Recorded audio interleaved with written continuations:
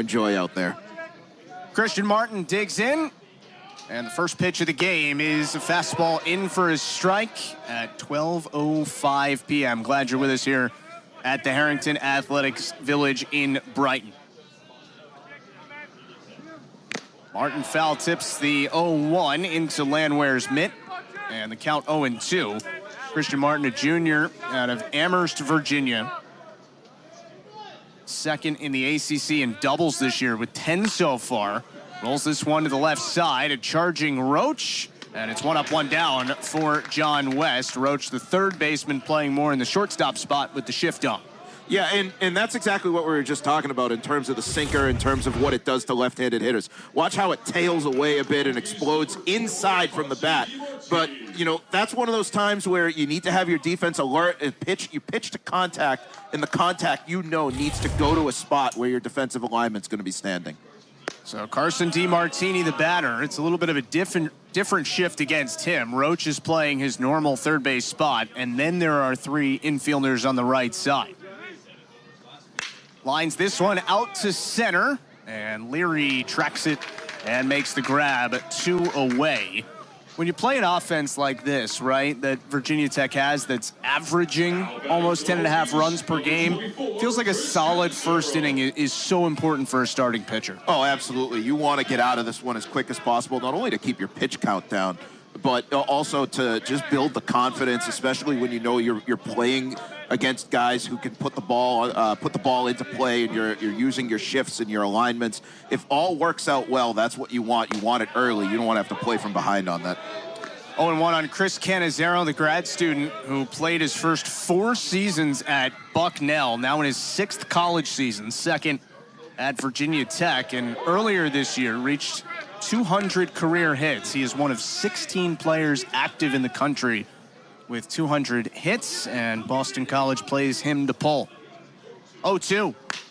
Soft grounder to the left side. McNulty's got it, and it's a good pick over at first by Wolf. And a 1-2-3.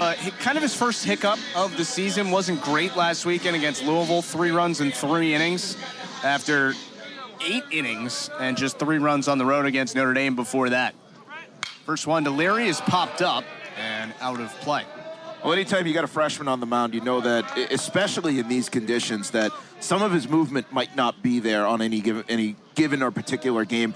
I hardly think that he's ever pitched in conditions where it feels 30, and even though it's sunny, you know, that ball might not have the same type of zip coming out. You want to jump on that early. Good fastball in for a strike, and it's 0-2 on Cameron Leary, who comes into the game with a team-leading .495 on base percentage, and you see the OPS up over 1,100 for the senior. 0-2. Do it again. Renfroe, the first freshman to start a season opener in Virginia Tech history, and he has started all 5 series openers and now 6, including today, for John Szefc's team. Another 0-2 to Leary. Chopper to first, and on a hop, it's Tackett, 1 away. To the story you were telling there, not only was the expectation that Renfroe was going to be more of an outfielder than a pitcher when he got to Virginia Tech, he didn't pick up a baseball to throw the entire fall because he had gone through the entire MLB draft circuit, was worn out from that. VT didn't want too much on his arm, so he didn't pick up a baseball. So if you had said to Virginia Tech head coach John Szefc or pitching coach Ryan Fecteau in the fall, hey, this is going to be your Friday night starter, they would have said you were crazy. But he threw a couple times in the pre-spring, was outstanding, and he's carried it over to start this season as he gets ahead of Nick Wang 0-1. Well, not only that, I'm sure they would have said something like, well, what happened to our rest of our pitching staff? This is a problem. We don't have any arms left. We got to use this guy. But you're right. It's worked out better than that, better than it could be expected. And, you know, even just watching him in the comfort he has early on, and you know it's only the first inning, just the way he easily throws into one. You know, he's got that pop. He's got that zip. And even if he doesn't have his best stuff in the conditions, he's still got a lot. No, he's got a long way to develop, too, as only a freshman. 2-1 here on Nick Wang. Off to a great start to his season. 9 homers, 26 RBIs in 19 games. 2-1. Breaking ball hits the outside corner. It's 2-2. It's not only Renfroe. The entire starting rotation for Virginia Tech has been outstanding this year. It was 3 kind of unproven commodities coming into the season, and they have all been great. A big reason why this team is 15-4. 2-2. Struck him out. Elevates a heater and blows it by Nick Wang. Really came after him with a challenge pitch, too. I wouldn't call that an out pitch. That's a high fastball. Watch this baby explode out of his hand. Comes right through, steps, and delivers firing up letter high at Wang. And, if Wang gets a piece of that one, it's probably somewhere in Cambridge by now. But, that's just a hard get me the out pitch. And that's some good stuff coming out of the righty's arm. So 2 out and the base is empty for Vince Cimini, the senior out of Scranton, PA. And Renfroe gets ahead again, 0-1. Cimini comes in on a 3-game hit streak, and in that span, he has 3 hits in 2 of the games, 9 for 13 overall, 2 homers, 8 RBIs, and 7 runs scored. 0-1. It's interesting how Todd Interdonato has had to mix up the lineup with Barry Walsh out, who usually hits leadoff. You move Leary to the top, Wang second, and Cimini in a run-producing role hitting third.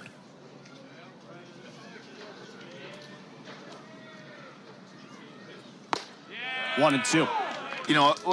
It's one of those things when you have a lineup that you need to be able to create the runs and produce the runs. So you even put your power hitter standing in the 2 spot. Instead, you have more of a speedier or creator in your 3 hole to continue getting the guys around the bases. Cimini fits easily into about 3 or 4 different roles, so good for him. Strikes out on another good fastball from Brett Renfroe, and he carries it the rest of the day. Well, I think when you look at even at what he did leading up to that Virginia Tech game, when you look at it, it was only his 4th appearance of the season, and he hadn't necessarily been able to go deeper into games last year, stretching him out at the beginning of the year. But after that, he found his groove, and coming in even through mid-March into April, you saw him develop. He started working on more of his pitches, and by the end of the year, he was upwards of being able to throw 5 to 7 innings, which you're going to need out of your number 1 starter this year especially. 2-1 on Eddie Micheletti Jr., the transfer from George Washington, who has unlocked some power this year. 10 home runs in 3 seasons at GW, 9 already this year. Takes the 2-1 inside, and it's a good hitter's count for the senior out of Wilmington, Delaware, who leads Virginia Tech with 17 walks this year. Rolls this one down the first base line, foul. And the count is 3-2. These teams played 4 times last year. 3 games in Blacksburg. Boston College won 2 of them, the second 2. And then at the ACC tournament where the Eagles beat Virginia Tech. That was a game, remember, where some felt Virginia Tech as West misses outside with a breaking ball. And it's a walk to start the inning for Eddie Micheletti Jr. The regular season series, though, Dan, it felt like that, along with the midweek win early in the year against Tennessee, were sort of the launching points of the season for Boston College that carried them very close to hosting a regional and very comfortably getting in the NCAA tournament. Well, the ironic part about it was that you weren't sure what Boston College was going to be until that point. And then after that, you started to scratch some of the surface. But even if you think about mid-March, what you were looking at out of the Eagles, you weren't sure, are they going to be this good? Can they keep it up? By the time they rolled around to Virginia Tech in the ACC tournament, they were beyond that team, and they were everything they wanted to be and more. Probably should have hosted. I'll probably take that one into the afterlife with me at one point. But it was a good season that really needed to pick up steam and very organically develop. 2-0 on Ben Watson here. Another transfer for Virginia Tech. Came from Division III Elizabethtown College, where he hit .419 over his 4 seasons in 111 career games. Line drive gets through into center field for a hit. Micheletti on his way to third and is there standing up So a walk and a single to start the second for the Hokies, and they have runners at the corners with nobody out for Henry Cook. And none of this has really been bad pitching out of West. He hasn't, I know he walks Micheletti to start, but watch the location on this pitch. It comes in on the outside corner. You have a guy like Watson who's able to reach out and grab it and pull it up the middle. That's an impressive piece of hitting, and then you're running the bases, sending a guy to first to third on a single up the middle. That's what your lower Division 3 type guys can do. They see the ball exceptionally well, and they just know how to get it into play. And now Virginia Tech with something going here. Henry Cook fouls the first pitch off. Cook is one of the guys for the Hokies that's taken a big step this year from last season. As a freshman, played in 16 games, was 8 for 27. And you see what he's done so far this season. Averages through the roof, and he's on a 7-game hit streak here. 0-1 from West. Good pitch, and it's 0-2. Cook has at least 2 hits in 3 straight games. Well, and he's a big dude, too. I mean, 6'3" as a catcher is a unusual size. So for West, he's going to have to break him inside, really work the inside corner, which he did on that last pitch. 0-2. Wolf was waiting at first to see if that would spin back into fair territory, but it didn't. So the count remains no balls and 2 strikes on Cook. Kind of one of those odd cue shots off the end of the bat here. I thought he maybe fouled it off his foot, but he didn't. Just off the initial, the way Cook kind of hopped there, but turns out it was just off the turf. Virginia Tech doesn't run at a high volume, but they are efficient. 25 of 29 stealing bases this year. Only 10 stolen bags for opponents of Boston College this season. 0-2. Line drive into center base hit. Micheletti is in to score. It's an RBI single for Henry Cook. Now taken off for third and sliding in safely is Watson. A little bobble out in center field from Leary. Virginia Tech leads 1-0, and still runners at the corners with nobody out. Well, we talked about West and how he hadn't quite missed. He missed on the sinker or the off speed there. It bounces just inside center field, and then just enough that when you see that little wobble out in center field, a guy like Watson, again, he's going to get on his horse, and that's a judgment call from coming off a second to run to third. Catches the cutoff at short, a little off guard. But he missed that one, West, just a bit over the middle part of the plate, and it gets drilled into center for a base hit. And this is what Virginia Tech does.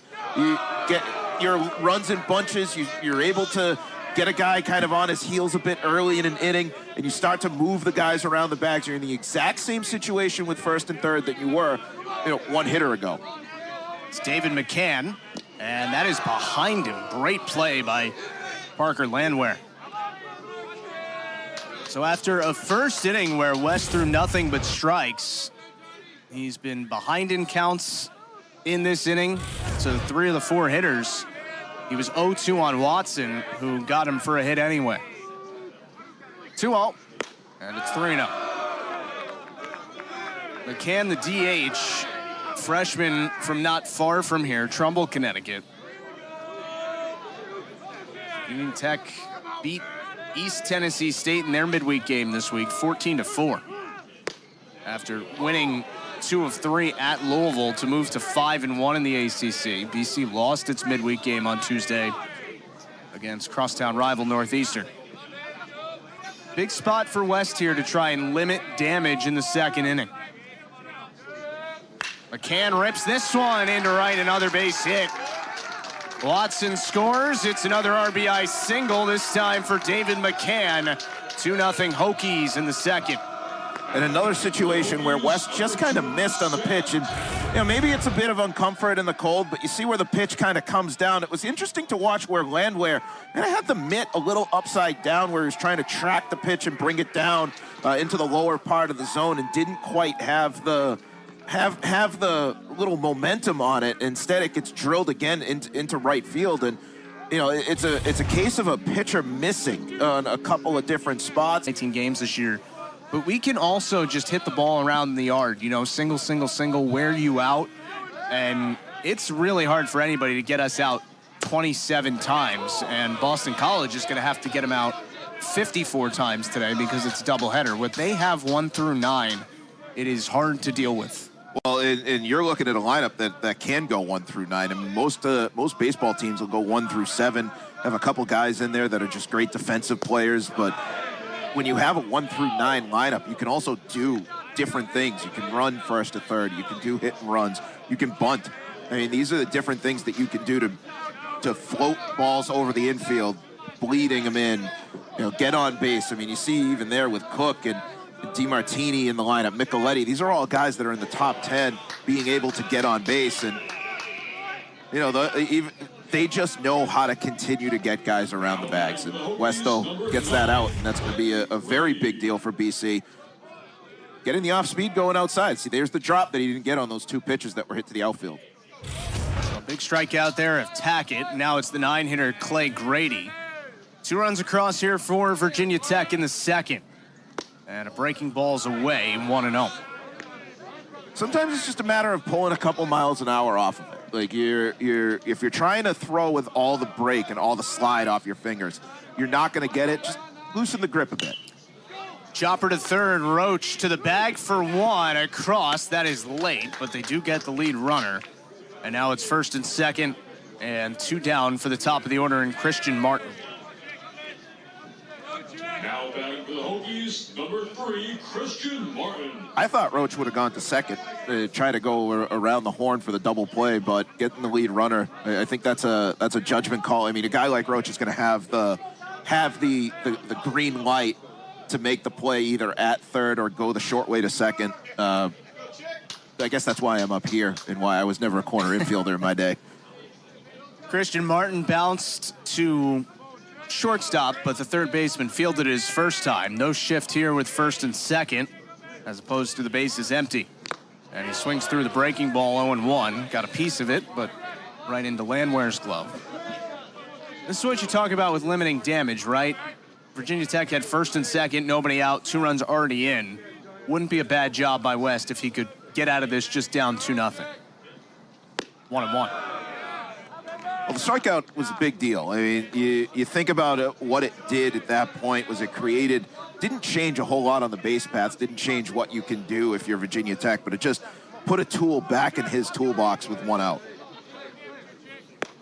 Change-ups outside and down. 2-1 on Christian Martin.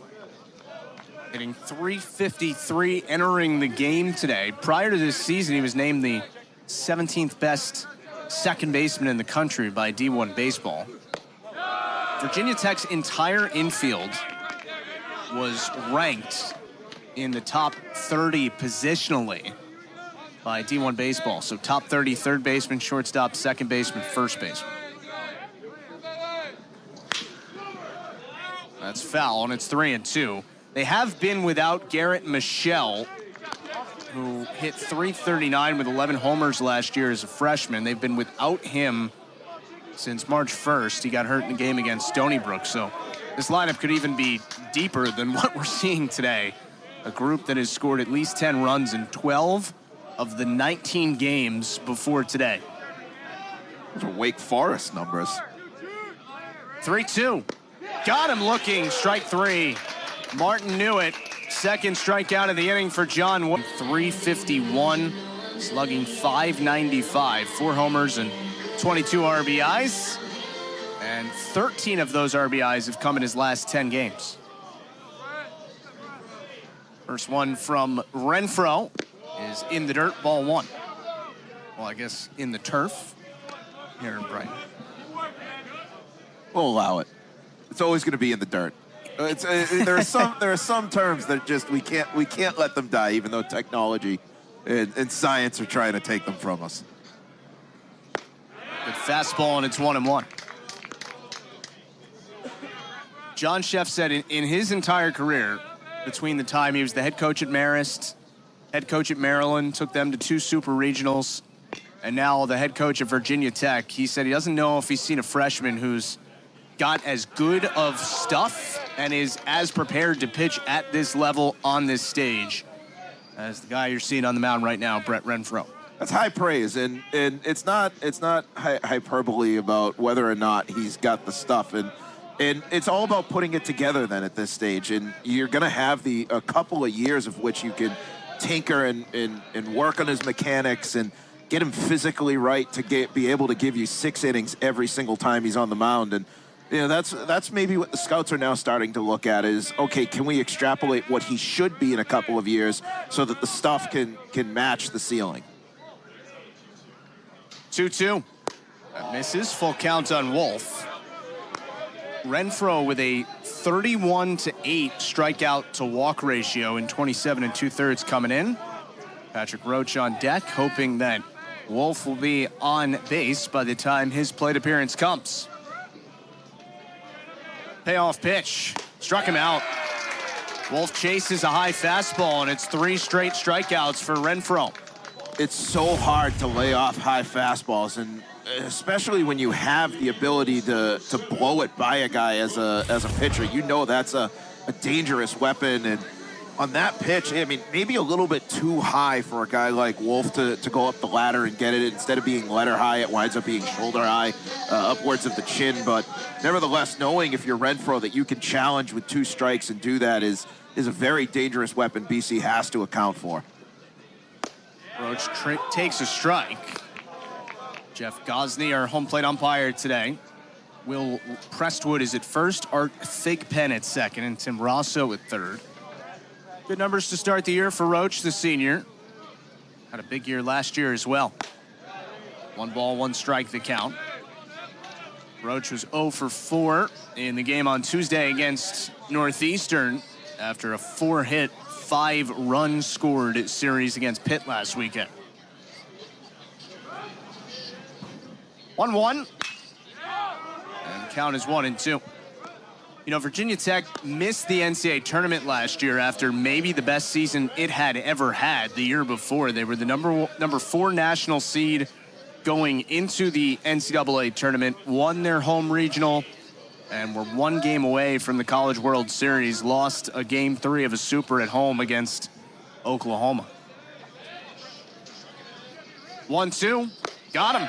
Another fastball, and it's 4 strikeouts in a row for Brett Renfroe.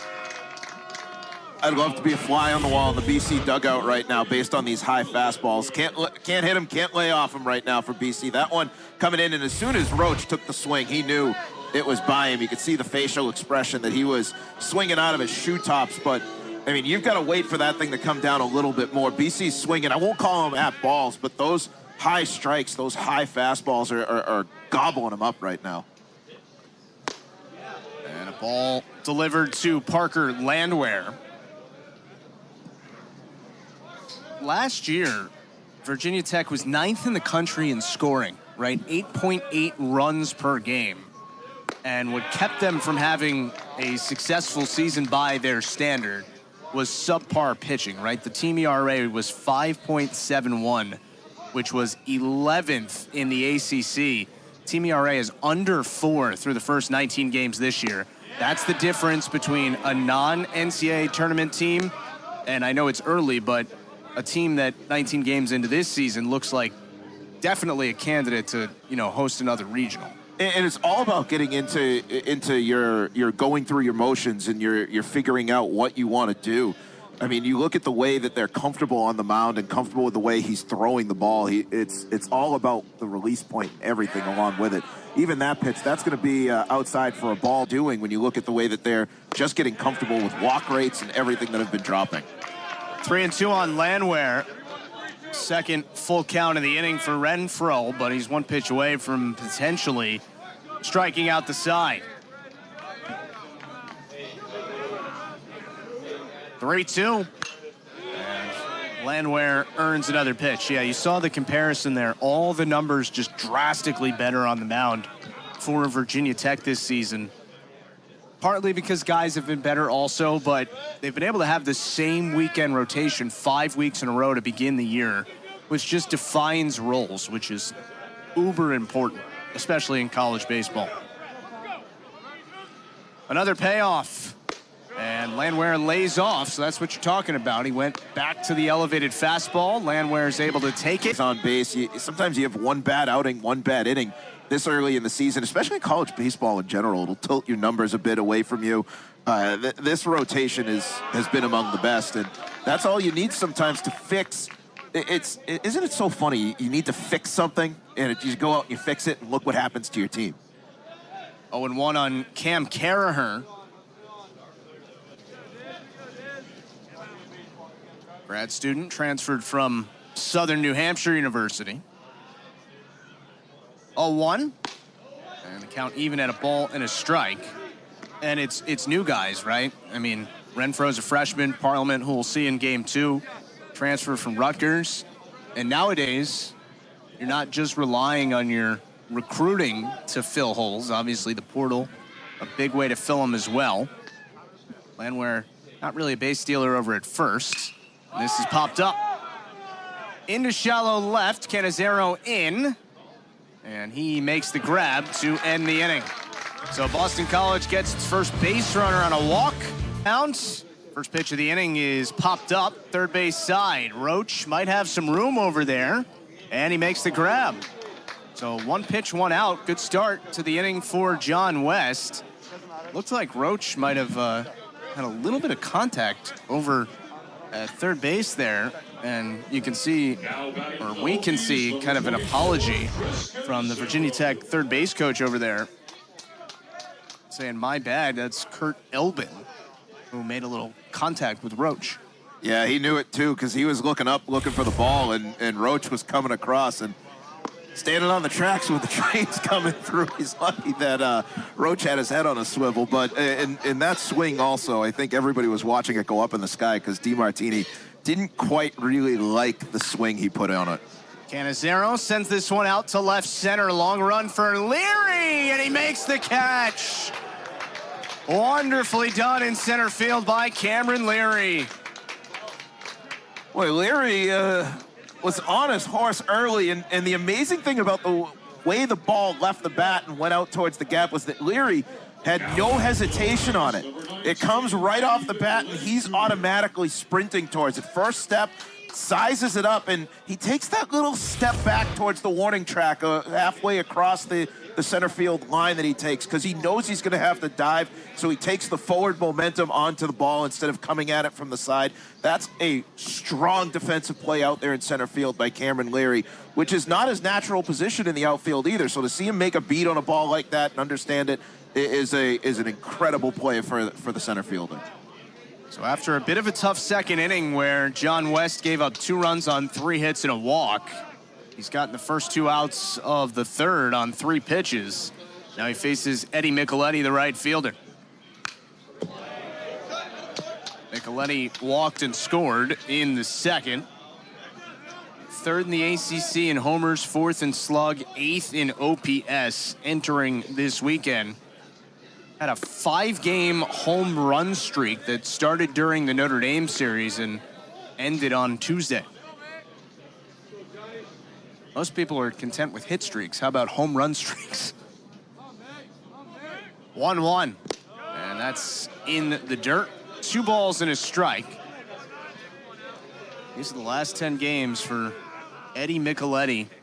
8 home runs after he hit 10 home runs in 114 career games at George Washington.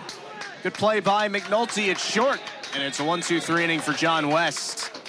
Little help from the defense in the third. All right, Boston College was a top 10 team for a little bit last year, and has, should have been hosting last year in the tournament. Wake Forest, preseason #1.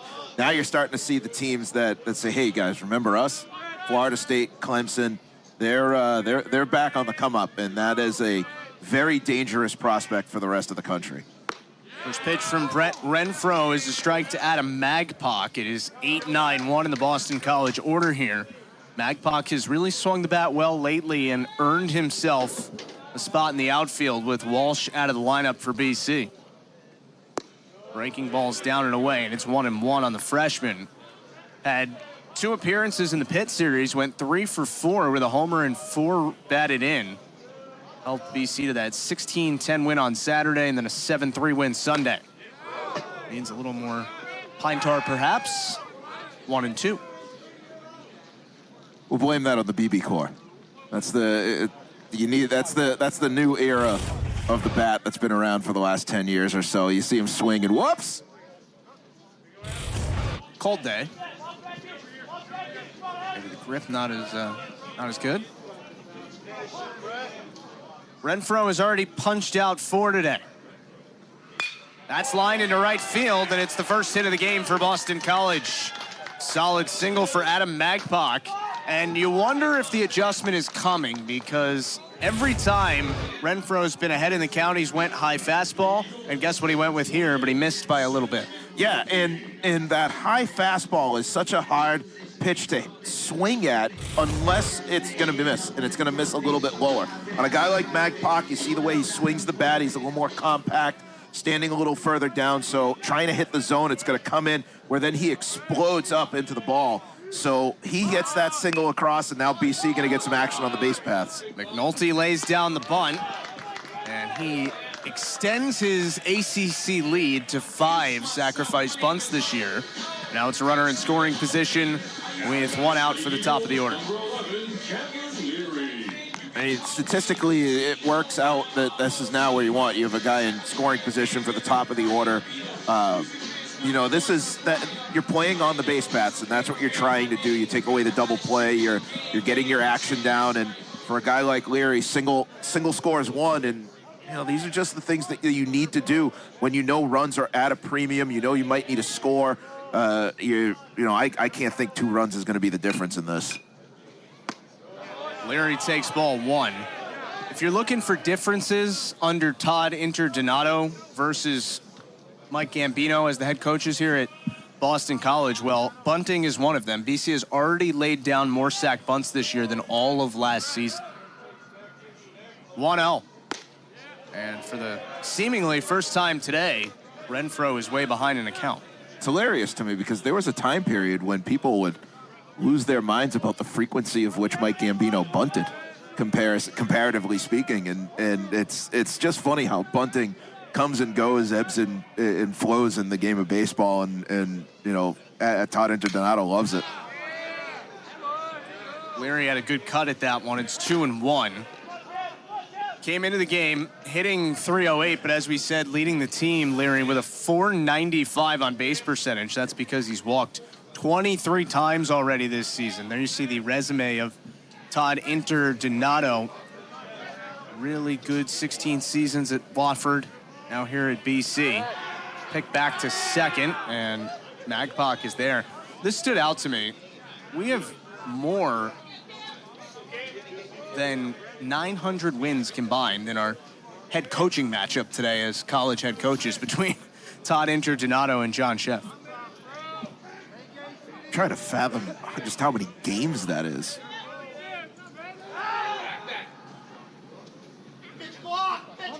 And this should be a pitch clock violation, and it is. And maybe an assist to someone in the crowd there, but Virginia Tech kind of put on a similar pick play, and Renfroe seemed like he was instructed to just try and freeze the hitter Leary, but the clock ran out. So it's an automatic ball 3 on Leary. Big pitch here. It's hit well, deep right center. Watson going back, it's over his head. 1 hop off the wall. Magpok is in to score. An RBI double for Cameron Leary, and BC's on the board. It's 2-1. You know, when you think about what has been going on with Renfroe, and I said top of the broadcast that he was going to be a guy who you needed to jump on his freshman level mistakes. This is going to be one of them. He runs into the pitch clock violation, and it clearly rattled him. He'd been so efficient and so consistent with the way he'd been working over the course of the year, with the way he'd been driving in, the pitches and telegraphing his pitches on the clock, that he loses control of the clock, gets rattled, misses a pitch. Leary crushes it. 100 career RBI for Cam Leary too, as he gets BC right back into this. And now the game feels very, very different. I think that's why Virginia Tech's going to come out now and maybe talk to Renfroe. He had been so ago. So it's Wang at the plate with 1 out here in the 3rd inning.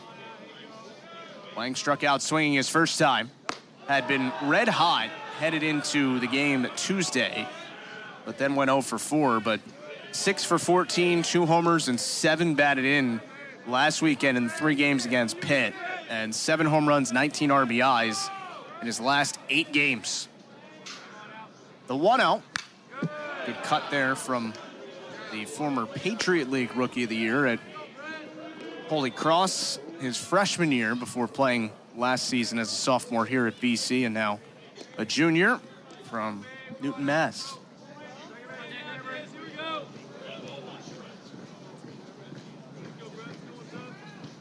Renfro trying to settle back in here. That's 1-2. Both these teams. World Series. Swing and a miss. Wang got a foul tip on it, but held onto by Cook. Big strikeout there for Renfro. And a really big pitch to come back with. He does come back with a high fastball on Wang, but missed a little bit lower than I think he would have wanted to throw it. Winds up a bit outside, which is why Wang gets a piece of it. I think Wang was trying to swing high and away and move it to the opposite field. But nevertheless, it gets the second out, and you can start to sense some of the confidence coming back into the freshman, which is a really good sign for a young pitcher to deal with what was visibly a rattling moment, coming back and now getting kind of back on the board. Vince Cimini struck out swinging his first time. 3-hitter in the BC order. 0-1, and it's 0-2. Renfro has pitched backwards quite a bit today. Starting hitters off with breaking balls for strikes and then finishing them off with fastballs.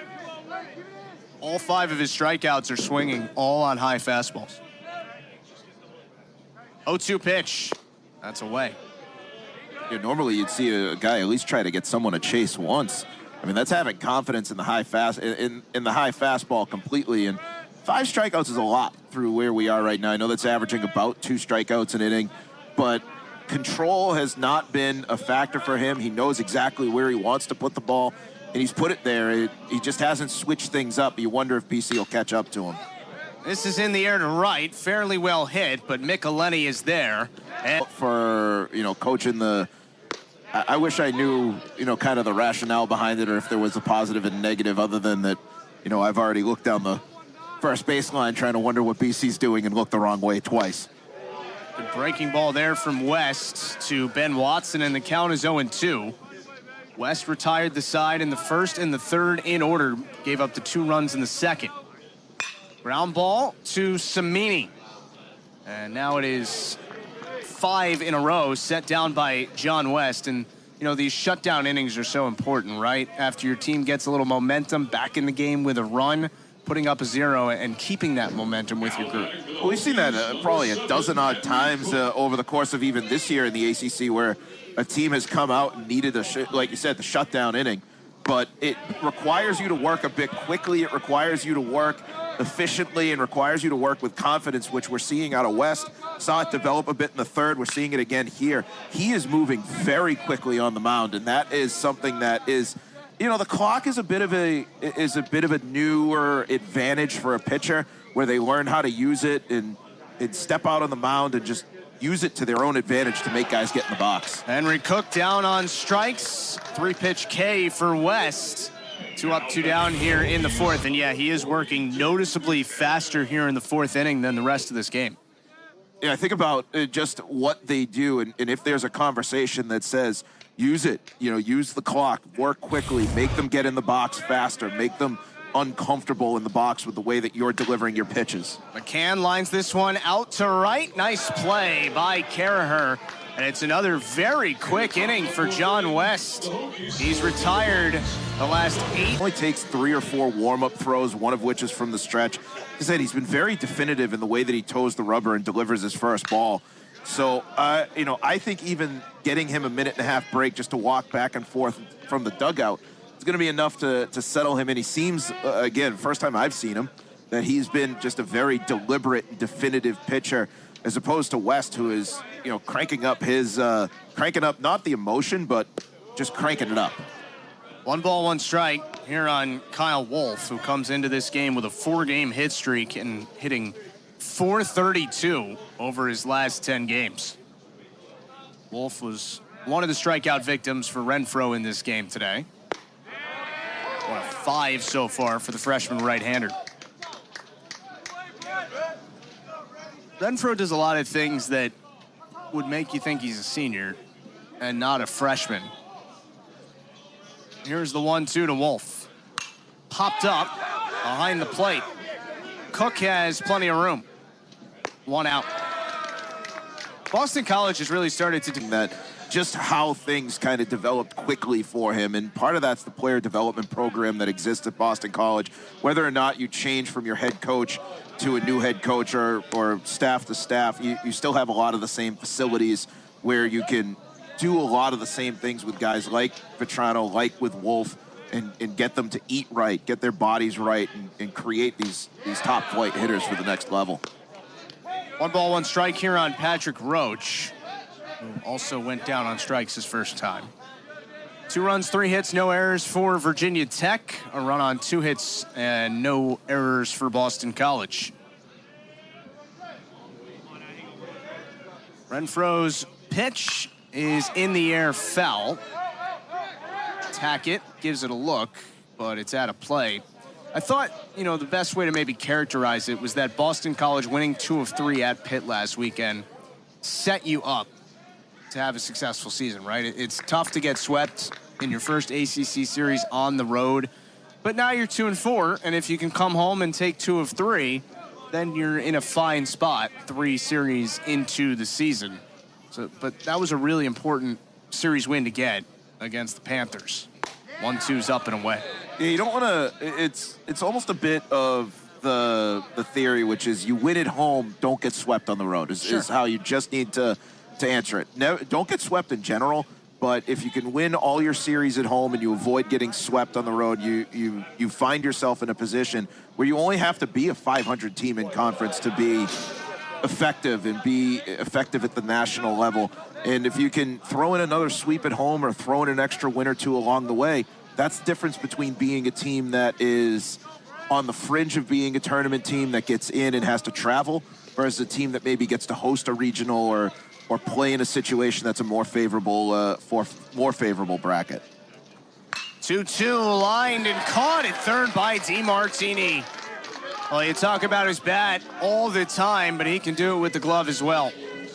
Now batting for the Eagles, number 23. He got pretty up on this. I mean, that was a well-struck ball, and he explodes out of the knees area.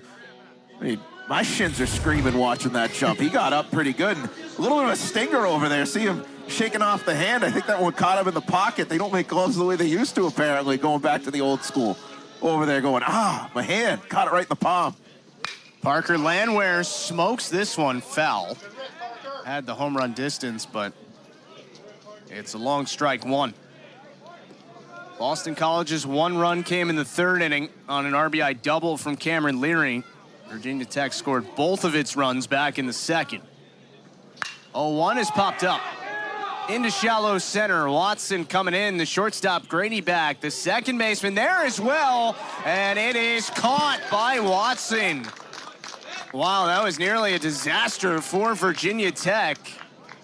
But it is a 1-2-3 inning for Brett Renfroe. Of getting into the postseason and getting into the ACC tournament, getting the advantage of being in the ACC tournament, of being a top seed in a group. Those are things that come into play, and fast starts make it a lot easier to play from the spot of advantages and getting yourself into one of those number 1 or number 2 seed in the entire tournament. Sam Tackett, the 8-hitter, at the plate for Virginia Tech, and he's behind in the count 1-2. John West has been outstanding in this game, sans 4 batters to start the 2nd inning. Walk, single, 2 runs in to start the 2nd. Other than that, Virginia Tech had not had a base runner until right now as he hits Tackett with a 1-2 pitch. West didn't necessarily look comfortable throwing that one, and it wasn't necessarily his fault. Just the landing spot didn't look comfortable. The release point was early. Felt like he took the mound and immediately went into his motion, which he does. I mean, he's a fast-moving pitcher, and that's what you're going to expect out of him. But pitcher, if your back isn't arched just enough, even on this pitch, see how he's a little more arched forward?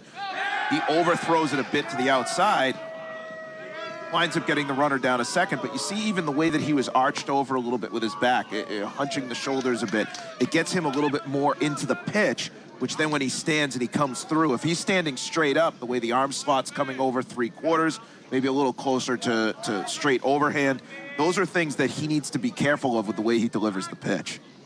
And now with the runner at second, Virginia Tech trying to play small ball, but Clay Grady puts the bunt down foul, and the count is 1-1. With these two teams swinging the bats the way they had over the last couple weeks, you certainly did not expect pitcher's duel, even with Renfroe and West being big-time arms. Virginia Tech on the season averaging almost 10.5 runs per game. BC over its last 7 games averaging almost 12.5 runs per game. But now that you're in the 5th and it's a 2-1 game, you start thinking about playing for 1 run a little more as opposed to crooked innings. 1-1. No bunt this time, and count 1-2. One thing I love about Coach Sheff is that he is a great in-game coach. He knows how to adapt on the fly, and that's part of the reason he was so successful down at Maryland, and part of the reason why he's been successful at Virginia Tech is that he knows, all right, if my offense isn't there's only been 5 hits combined, I can rely a bit on the pitcher. Do I let him go? Do I string him out a little bit longer with pitch counts? Do I get the bullpen at least loose early in the game? That should get the runner over at least. Leary cannot make the play, and this is going to be at least 1 run for Virginia Tech. Tackett's in to score. Coming to the plate is Grady, and he puts the brakes on at the last second. An RBI triple for Clay Grady. 3-1 Hokies. Well, watch just the way that Leary tracks this again. Now, earlier when he makes the beat on the ball, he had that little step back so that he was catching it into his body. This time, it's in the gap, which means that he's going to have to make up a ton of ground to get there. Can't blame him for not getting there. Can't blame Caraher for not getting there either. But when Leary converges on it, he makes that dive on the ball. He's diving at it at the angle where his body is not there to back it up. So when it ricochets off the glove, it's going to fly over to the right side. Because Caraher is also coming over into that gap area, there's a whole lot of green space.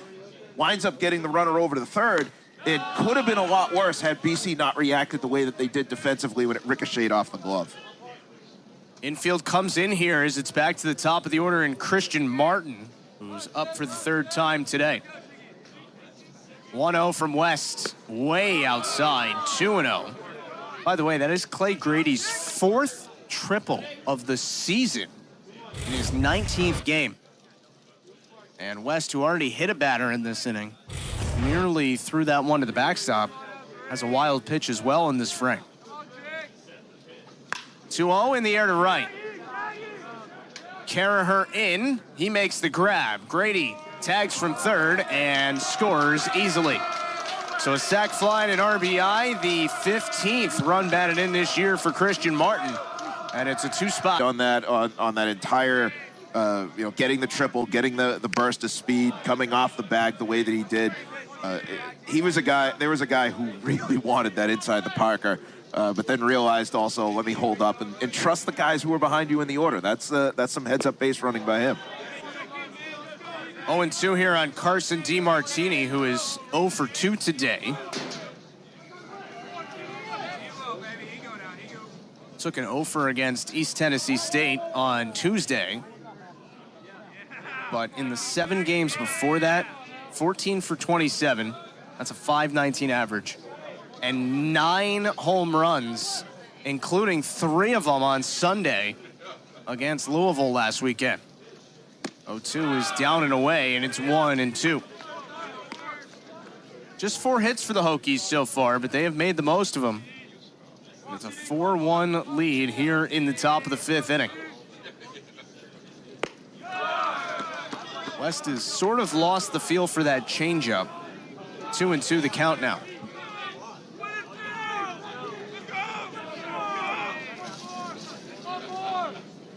Ground ball hits sharply at Wolf, who makes the nice play.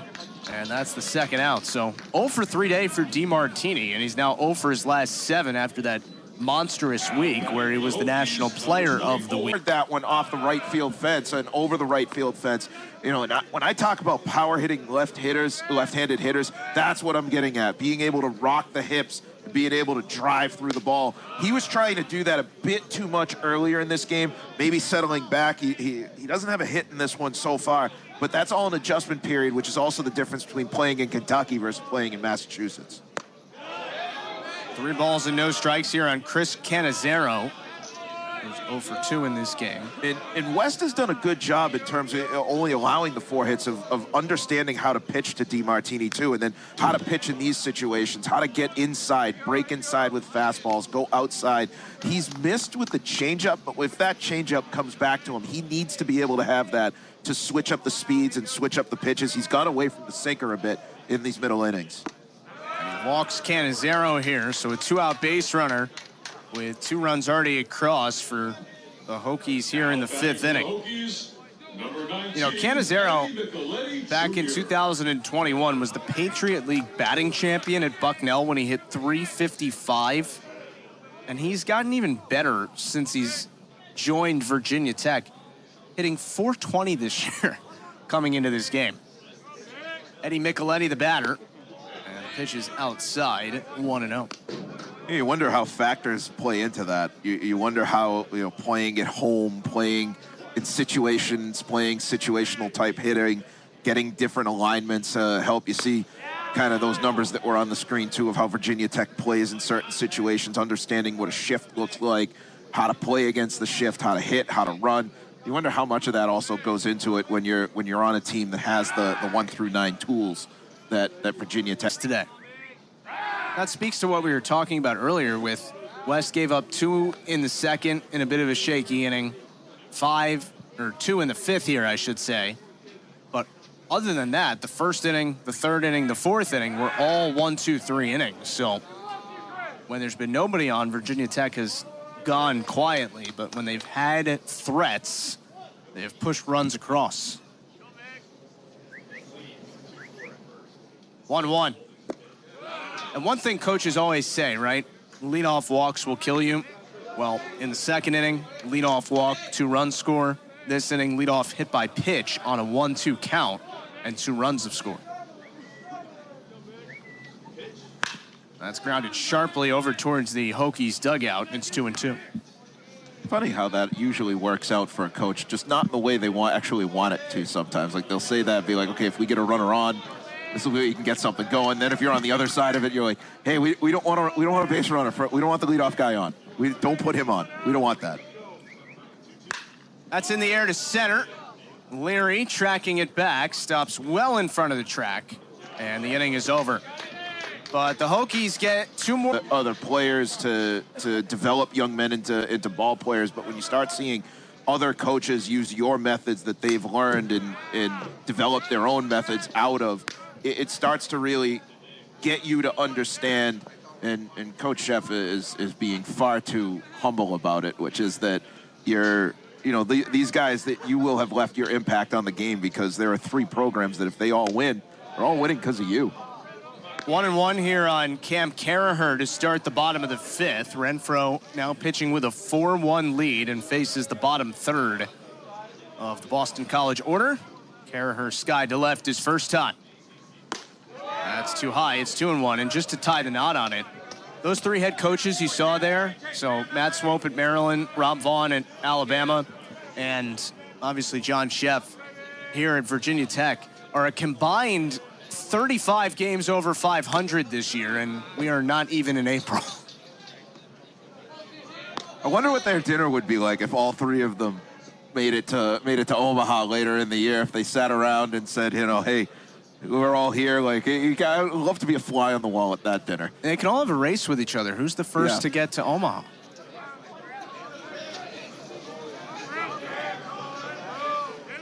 Two-two to Carraher. Good at bat here from the grad student out of Plymouth, Mass, who Todd Interdonato said immediately when he got here to BC, Carraher made it clear he was going to be fighting for a role to play every day for BC, and he's pretty much doing that now. 2-2.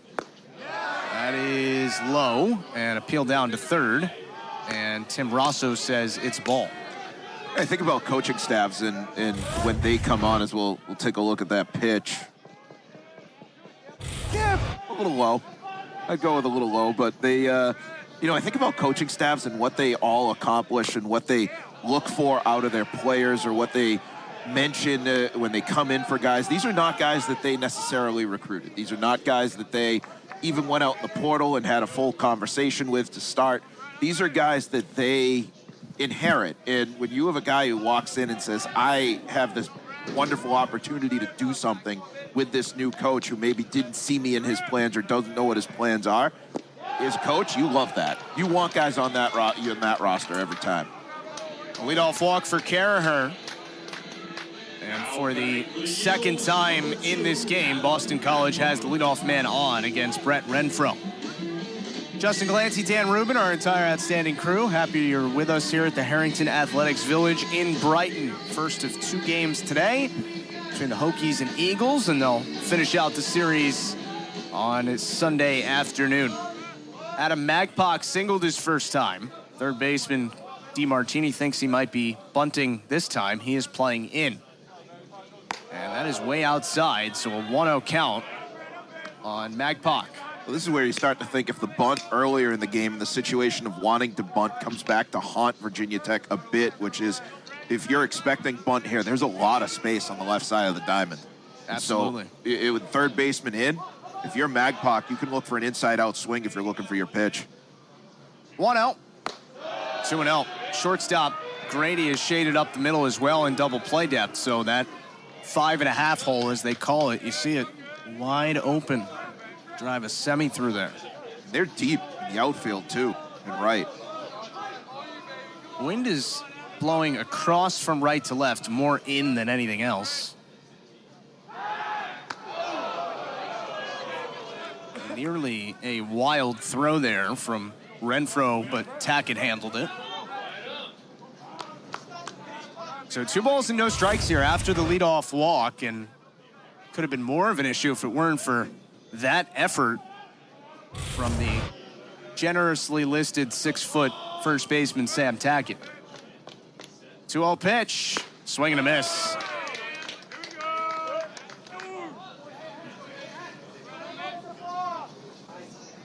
The 9-hitter Sam McNulty, who did lay down that sac bunt earlier, waits on deck here for the Eagles.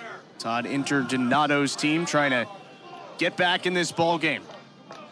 Runner goes, pitch a strike, throw to second base, got him! What a strike from Cook. Bit of a slow jump coming off of first from Caraher. And when you watch what Cook does, he steps right outside the plate, delivers the perfect pitch down to second, the perfect throw. And Caraher, a half a step too slow coming off at first. You saw the head turn towards the plate. He was already well committed towards running to second when he realized that he had no other recourse and just kept going, waited for something to hopefully make a mistake and didn't get it.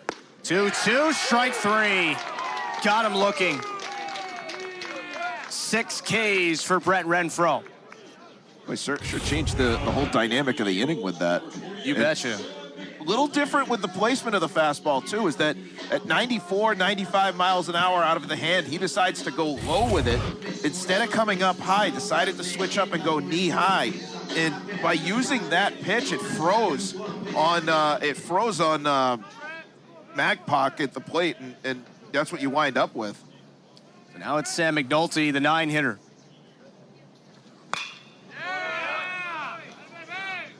So out 2-0 count, and then it becomes bases empty, 2 outs. McNulty grounds this one into center for a base hit, and it's a 2-out base runner, and Sam McNulty has extended his hit streak to 7 games in a row. You know, hindsight 2020 is if Caraher had been on first, you're hoping now at this point you would have first and third with 1 out or something along that. I know you can't rewrite the past or anything along those lines, but instead what you're hoping for with McNulty now is that with a 2-out rally back to the top of the order is that you're hoping that your leadoff guys can get McNulty moving around the bags. You would like to come away with something here knowing that, you know, you're down 3 at this point and at least get something back on the board. Leary sends this one high and deep out to left. Cannizzaro back, and that ball is gone! Cameron Leary with his 7th of the season, and all of a sudden it's a 4-3 game. I mean, you were looking for something. I guess that'll work. I mean, Leary absolutely cranked that one to left center field. And when you're a left-handed hitter, that's a very hard place to put it. That's full-blown power alley. It wasn't a high fastball. It was waist-high, middle out, over the outside corner, and Leary crushes it out over the 375 side in left center field, a no-doubter. And that is an incredible piece of hitting against a guy who has had his placement, knows exactly where he wants to put the pitch, puts it in the spot, and then Leary follows it, tracks it, and destroys it. Ball one to Nick Wang. So Leary, as you saw in the graphic, tied Joe Vitrano there for the third most home runs in program history. Vitrano, obviously a draft pick last season after 3 seasons here at BC. Wang, a soft liner out to left. Canizero got a poor read on it, and he can't make the play. He broke back and then had to sprint in and couldn't recover in time.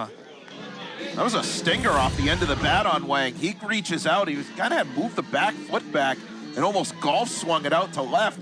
Canizero came in, had a decent read given the fact that he kind of made a mistake on it at the start.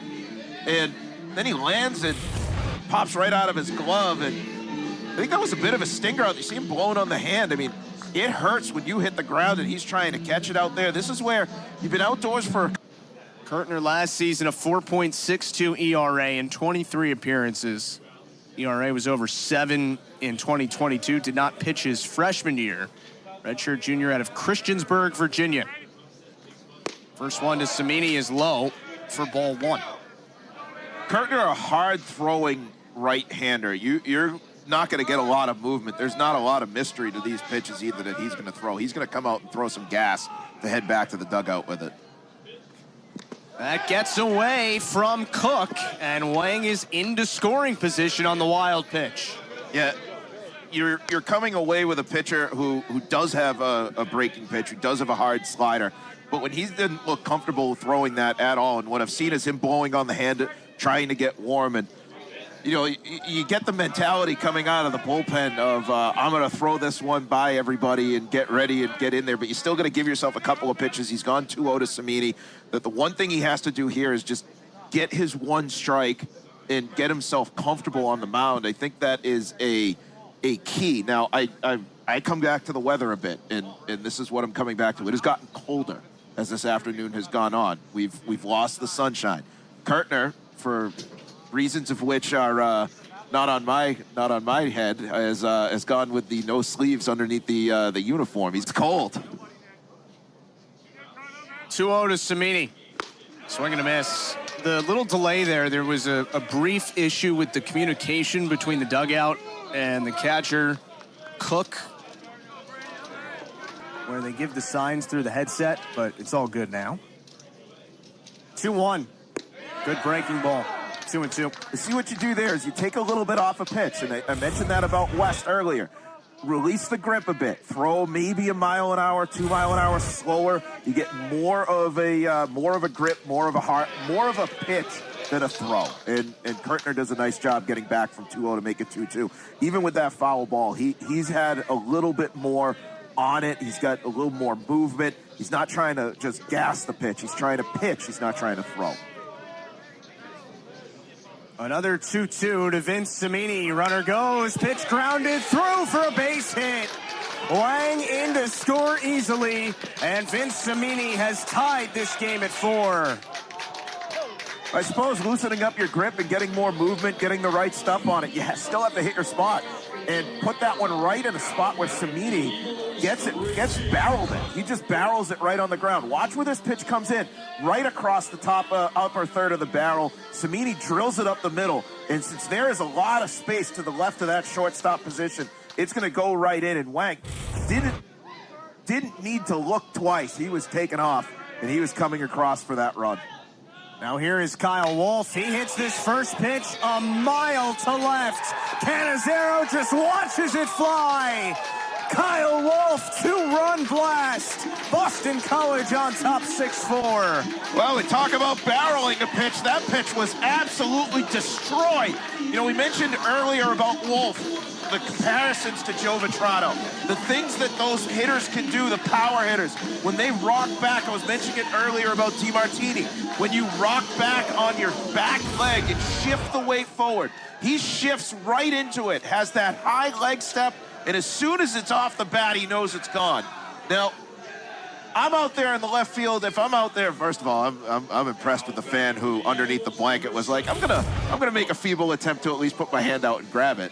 But if I'm Kyle Wolf on that, the one thing that I'm noticing is the way that he shifts the weight is not coming through the hip necessarily. He's rocking back, keeping that leg up. The minute the left foot plants as a right-handed power hitter, all of that weight's exploding into the bat. 1 ball, 1 strike on Patrick Roach. Boston College has scored 5 runs in this inning, and I don't know if that's going to be a souvenir or put back in play, but it's always good to return things. The 1-1, that is in for his strike, and it's 1-2. Remember, Caraher walked to start the inning and then got caught stealing. Magpok struck out, so it was bases empty, 2 out. Single, homer, single, homer. And Boston College leads 6-4. Sure changed the tenor of the inning. I was over here after the stolen base and then the strikeout. I'm sitting there going, man, this is not even quote unquote rooting for anybody or anything like that. It's more you're sitting here going, man, team runs into outs. It's a baseball person. It drives you nuts. And watching BC come back from that is, from a baseball perspective, fun to watch. And now comes the chess match, which is we've opened up this game. Virginia Tech is an offensive type team. Defensively, we've watched the Hokies, who were very good in the first 4+ innings, start to unravel a bit. You want them to get out of this inning. That's ball 4 to Roach. Which I would have assumed that was going to be get them out of this inning. But now you're watching this and you're saying, all right, they've got to get out of this and then regroup. And when they do, are we going to have one of those high American League type games from the 90s with the home runs left and right? Because that pitch, that was a good pitch. Well, Kurtner has not gotten an out since coming in the game. Single homer walk, and now Parker Landwehr is the 9th batter of the inning for Boston College. We gave so much credit, as you should, to Virginia Tech's offense throughout the show so far today, but BC has been scoring runs aplenty lately as well, and they've put up a very crooked number here in the 5th. Landwehr takes a breaker, and the count is 0-1. So Renfro's final line is now 4 earned runs in 4 2/3 innings, and for the freshman who got off to such a great start to his career, it's 2 straight starts that haven't quite been up to the caliber of the first 4. 0-2 now on Landwehr, who has walked and skied to center in this game.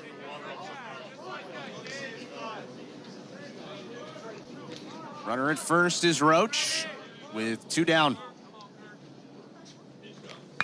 Soft liner into center, and it's down in front of Watson for a base hit. Roach takes 3rd, and Boston College has batted around in the 5th inning. Cam Caraher is about to come to the plate for the 2nd time, on this occasion with 1st and 3rd. And don't forget, Virginia Tech should probably be out of this inning.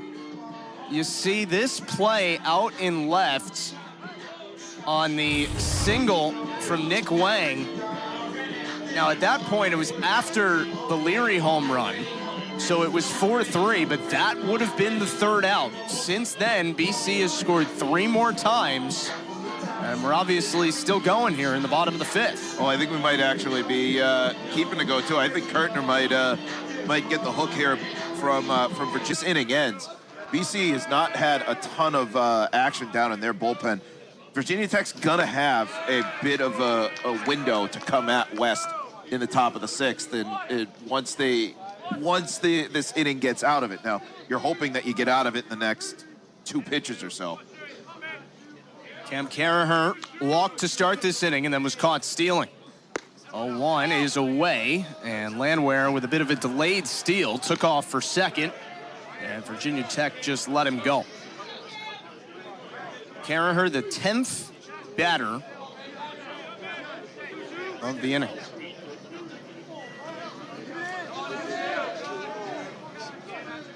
Here's the 1-1. That's down. Good job by Cook to keep it in front. It is 2-1. John West has done a nice job today limiting the huge innings that Virginia Tech could have had but hasn't. Been on the bench for a long time here, though. 2-1. That is low, and it's 3-1.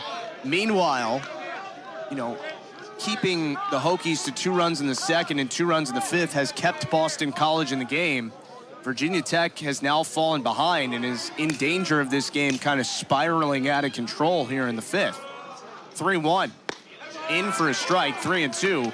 By the same token, for an offense that scores more than 10 runs a game, if you get out of here only down by 2, you got 12 outs to work with, only down 2. You feel okay about that if you're Virginia Tech.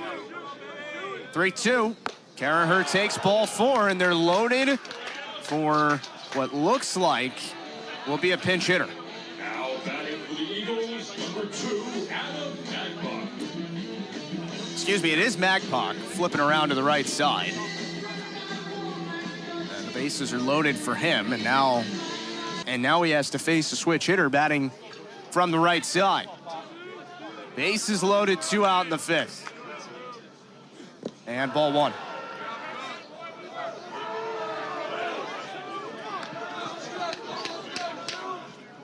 Cold afternoon here at the Harrington Athletics Village in Brighton. First of 2 between the Eagles and Hokies. BC 6 hits with 2 outs today. Magpok hoping to add to it. Ground ball to the right side, easy for Tackett. He bobbles it though, and still recovered to make the play. Good job to cover first by Shoemaker, Dan, and it was a great point as the first pitch to Ben Watson is in for the strike. John West is thrilled his team just scored 5 runs, but how does he bounce back from what was probably 20, 25 minutes on the bench there? There's only so much stretching and limbering you can do, and when you're in the dugout, you're not, stepping out of the dugout to take a couple of practice throws or anything like that. So there's some things you can do, but you really need to get a couple of quick ones. Leary tracks this one out in center and makes the grab. 1 away here. Now batting for the Hokies, One thing that number Virginia 7, Tech is Henry doing Cook. that's kind of helping at this point is that they have been a bit patient. They're not going up there free swinging. And I know that's not, you don't want to get up there and then, swing at the first pitch if it's not something you want to swing at, right? You want to wait for your pitch. But the fact that they are giving West a bit of time to work here early in the inning is even if it's 1-1 pitch, you're giving him a couple pitches to get loose. And if it's a first pitch strike, you've got to get up there and swing at it. Well, there is a first pitch strike to Henry Cook, and it's 0-1. RBI single in the second inning for Cook, and then a strikeout his last time. 1 ball and 1 strike on the sophomore out of Stewart's Draft, Virginia, who had 27 at-bats all of last season. Hitting .429 in 15 games this year coming in. He's had a really big week, by the way, in the 3 games against Louisville and then the midweek game against East Tennessee State. 9 for 16. And it's 3-1. Thought you might find this interesting. Virginia Tech's team OPS entering this game, 1.129. Sharp grounder to short. McNulty's got it. Throw across in plenty of time on the hop, 2 away. So 1.129 is the team OPS. That means that's the average of the team, obviously. The last Major League Baseball player to have an OPS that good for a season was Barry Bonds in 2004. So the average player on this team, the average at-bat you're getting, is 2004 Barry Bonds. He was good that year.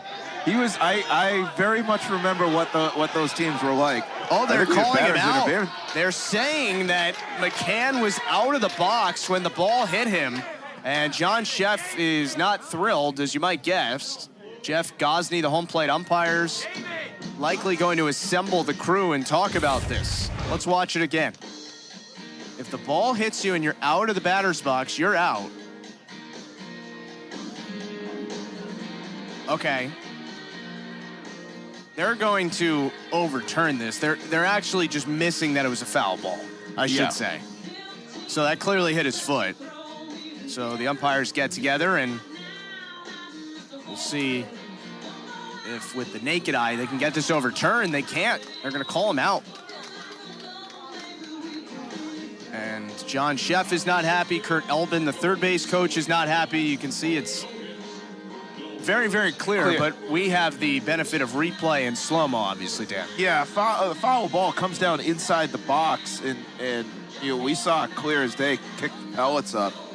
And, even with that replay, I mean, he doesn't get, it's a foul ball. He doesn't have to run out of the way or get out of the way and do anything that gets him out, and then he gets tagged out anyway. But I was thinking maybe there was going to be some interference on there or what. I mean, that is a... Parker Landwehr, he picked him up and tagged him out.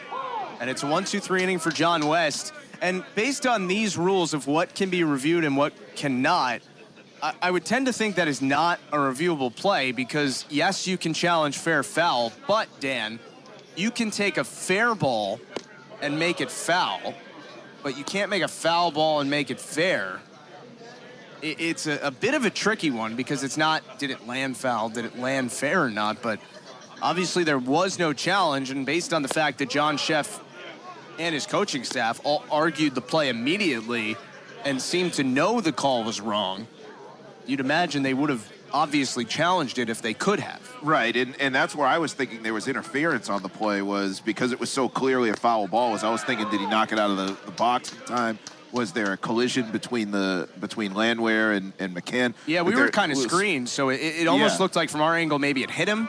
Right, and so I was thinking, was there a mistake in there? And no, I mean, hey, the umpires have called a good game. They, unfortunately, anytime you're a spectator of a baseball game, sometimes you have to admit it that, hey, sometimes they just got that one wrong. In the meantime, Shoemaker comes back, gets the first out via strikeout, and we're pumped up after that. That's a big out for Virginia Tech, given the way everything's transpired. They could really use the Hokies a quick inning here. And the one thing about Shoemaker is that he is an experienced player. You mentioned the transfer coming out of Penn. The Ivy League, you only get those 4 years, so he's able to come up and use the fifth year, the COVID year. I know he was hurt last year, too. So being able to bring a guy like him out of the bullpen and bring him into a situation like this is allowing him to cover an inning, bleed into his second inning of work here is really big for a left-handed arm, especially when now you're playing from behind. Cam Leary rolls this one to second for Martin, and it's 2 quick outs for Shoemaker here in the 6th. And make no mistake, leaving the lefty in there, big reason why is that lefty who is just at the plate, who's had a monstrous day. Well, you wonder if you wanted to go with a lefty versus a righty and play situational matchups, and I know that the trend is now that you have to be able to, if you're a lefty, get more than just lefties out, but you want to make sure that your lefty is coming in specifically to face a particular left-handed bat in the inning, and then you worry about, all right, who's the better hitter, right? You'd rather have your lefty facing Leary and then facing Wang than bring in a guy that then Leary can crush another pitch off of, and then you have to face Wang, who is just as good against lefties and righties. I mean, that's an equal part threat. 1-0 to Wang, ripped into center field, base hit. That was absolutely smoked, and Nick Wang has his second single of the day. And for Wang, that is the 9th multi-hit game of his season in game number 20. Yeah, and he hits that one right on the screws. But the whole thing about hitting it on the screws is, one, it just gets your guy on. And I know BC was really good with 2 outs last inning. It had an extended inning. But, again, what you're hoping for here now for Virginia Tech is you have the benefit of being able to go to second. But for Shoemaker, you're trusting him to get you out of this inning against a guy like Cimini. And he throws the pitch. Help. He throws it to the backstop, and Wang moves into scoring position on the wild pitch. So now all it takes is a base hit for Boston College to add another. At this point in the game, and I realize you got a doubleheader, so you got to be careful how you deploy all of your arms. You do have the day off tomorrow. But I'm shocked that Virginia Tech is also not at least keeping an arm warm in the bullpen at all times. just because in the conditions and in the game conditions, I should say, you want to make sure that you don't let you had a quick hook on your last two pitchers. You don't want to leave a guy out there now to smoke out some runs. 3-0 on Samini. If you're saying, well, first base is open, do you pitch around him? Guy on deck hit a 2-run home run to the next city over his last time. 3-0 pitch, and he walked him. So 2 on, 2 out for Kyle Wolf. Everything kept outside against Samini, which you don't want him barreling something into left field, but now you do have, again, now you have the benefit of the force play to third against Wolf, but it's the same idea here. If you're Virginia Tech with Shoemaker, you don't have a pitcher that throws 94, 95 miles an hour, and against a right-handed bat, you don't want to put it in a position where you're throwing 88 miles an hour middle in. You want to make sure you're keeping this one down, you're keeping it away, and deploying pitches kind of judiciously. Use some breaking stuff here to keep it outside. You want to make sure that Wolf doesn't turn on it. First one to Wolf is low. That's 5 in a row out of the zone from Shoemaker. Wolf's 2-run home run his last time. Number 5 of the season. He's now driven in 24. Has started all 20 games for Todd Interdonato. The 1-0.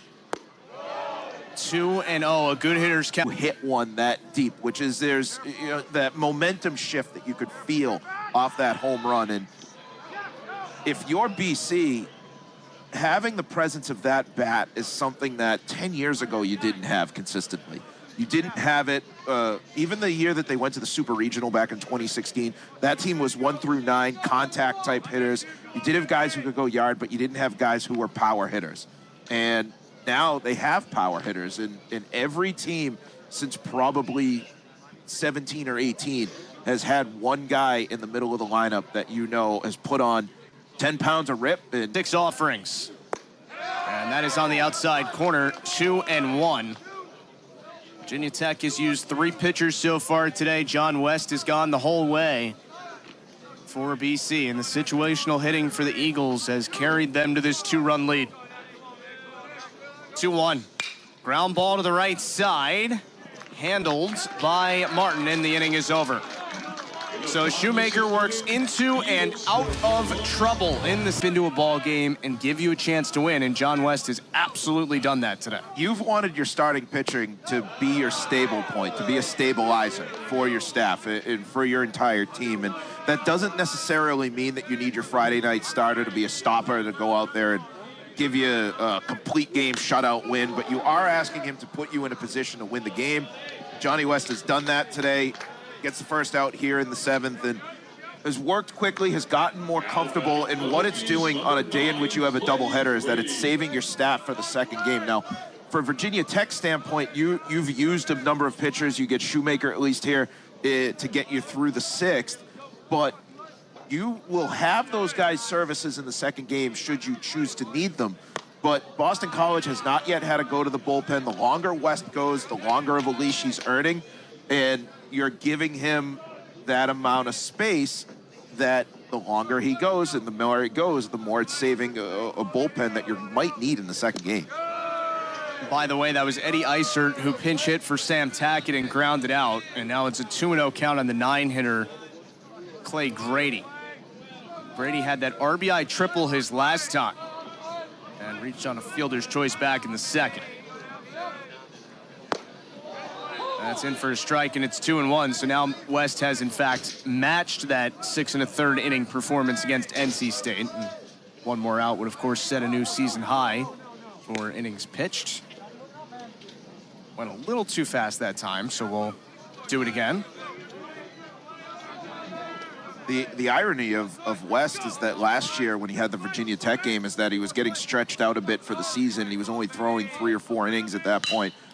He hasn't need to stretch out. He has been stretched this whole year. Whoa. McNulty with a little collision there with Samini, and he is down. It was hit so softly that both guys kind of got there at the same time. And McNulty, you hope he just sort of got the wind knocked out of him. Oof. Yeah, no easy way to take a teammate coming across second in that. And yeah, you think he slipped on the turf on top of it all. Cimini does a nice job of getting away from him and kind of not giving him the direct hit. McNulty does, McNulty's playing the ball. He never sees Cimini coming. Cimini does a nice job of getting out of the way as much as humanly possible. Back to the top of the order, Christian Martin. And ball one from West.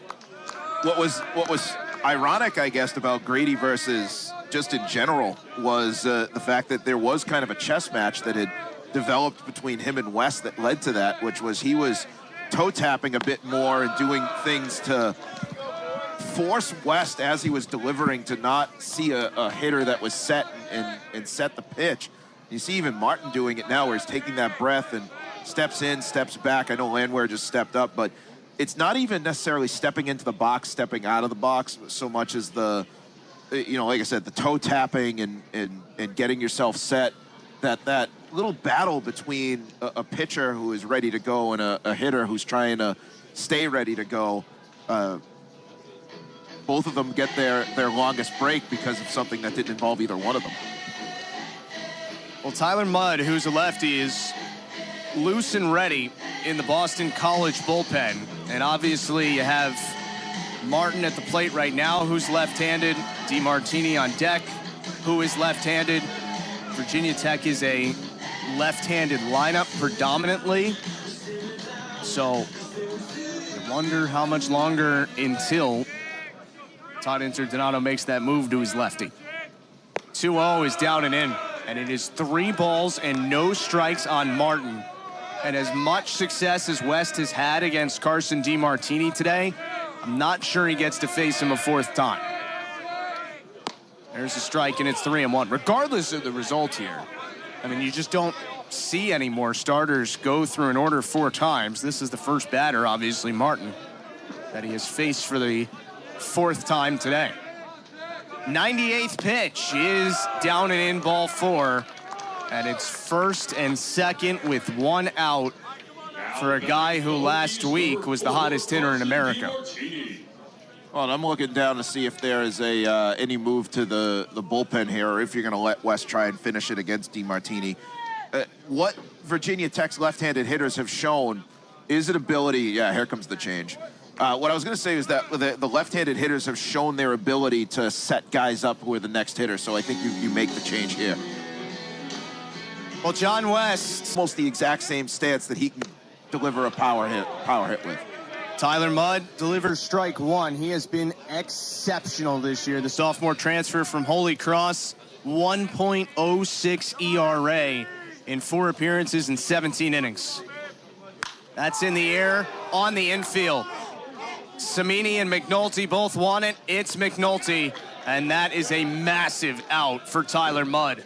Well, didn't want Mudd getting comfortable, and they come in with a slurve on him, a slow-moving curve. That is sweeping and very different than any pitch DeMartini has seen. You see how the front foot bent in as he took the step? That's because he's trying to kill the ball based on the velocity coming in, which couldn't have been higher than 75 miles an hour out of the hand of Mudd. But he comes in, over swings, and pops it straight up. Ball 1 to Chris Cannizzaro.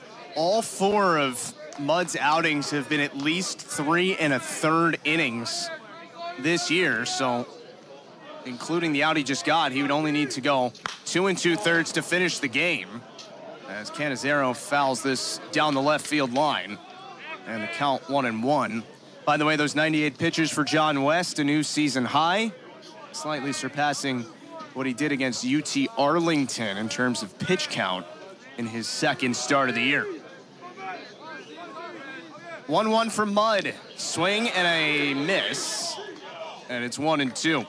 Mudd, very different of a pitcher in general than West, not just righty to lefty, but even the way that he delivers the slow-moving curveball, those swerves where they come in low and he changes speeds.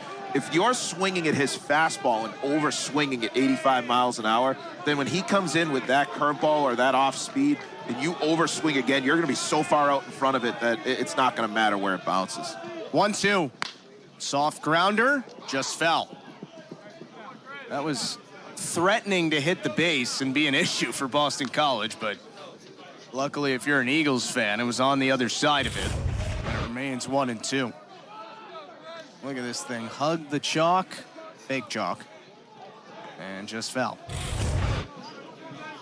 Even that one, Mudd had gone back to the curveball. I'm not even sure if it was necessarily a curveball or a variation thereof. I mean, this is a very good arsenal that he's coming in. There goes the fastball low. May have also kind of developed some sinker qualities to it. I know you've got a pitcher on the mound that's got 4 to 5 different pitches. You've got a whole host of opportunities to throw something that looks a lot like something that he's going to try to swing at. The 2-2. Soft liner down the left field line. That gets down for a hit. Grady is in to score. Up to third, Martin. And into second with an RBI double is Chris Cannizzaro. A one-run ball game in the 7th. Cannizzaro, nice reactionary type of hit when the way he puts the bat on the ball on that. You know, based on the way that Mudd has thrown, that he does not throw particularly hard. So he comes back with the off speed. It comes in low, sweeping overhand delivery. Cannizzaro waits for it to come in. He watches it, sees the ball, and then bloops it into left with that nice soft liner, that soft fly ball.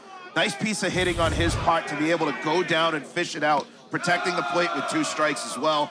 Gets in there, puts another run up on the board, and keeps Virginia Tech with runners on second and third with 2 down for another hitter in Micheletti, who can do something similar. Again, very similar stance to the lefties at the top of the order. 2 balls and no strikes the count. Micheletti is 0 for 2 with a walk and a run scored today. And Parker Landwehr going to talk with Tyler Mudd. These are the reasons you jump in the portal and go from the Patriot League to the ACC. Series opener, tying run at third, go-ahead run at second, 2 out, 7th inning, and you're the guy in the middle of it on the mound.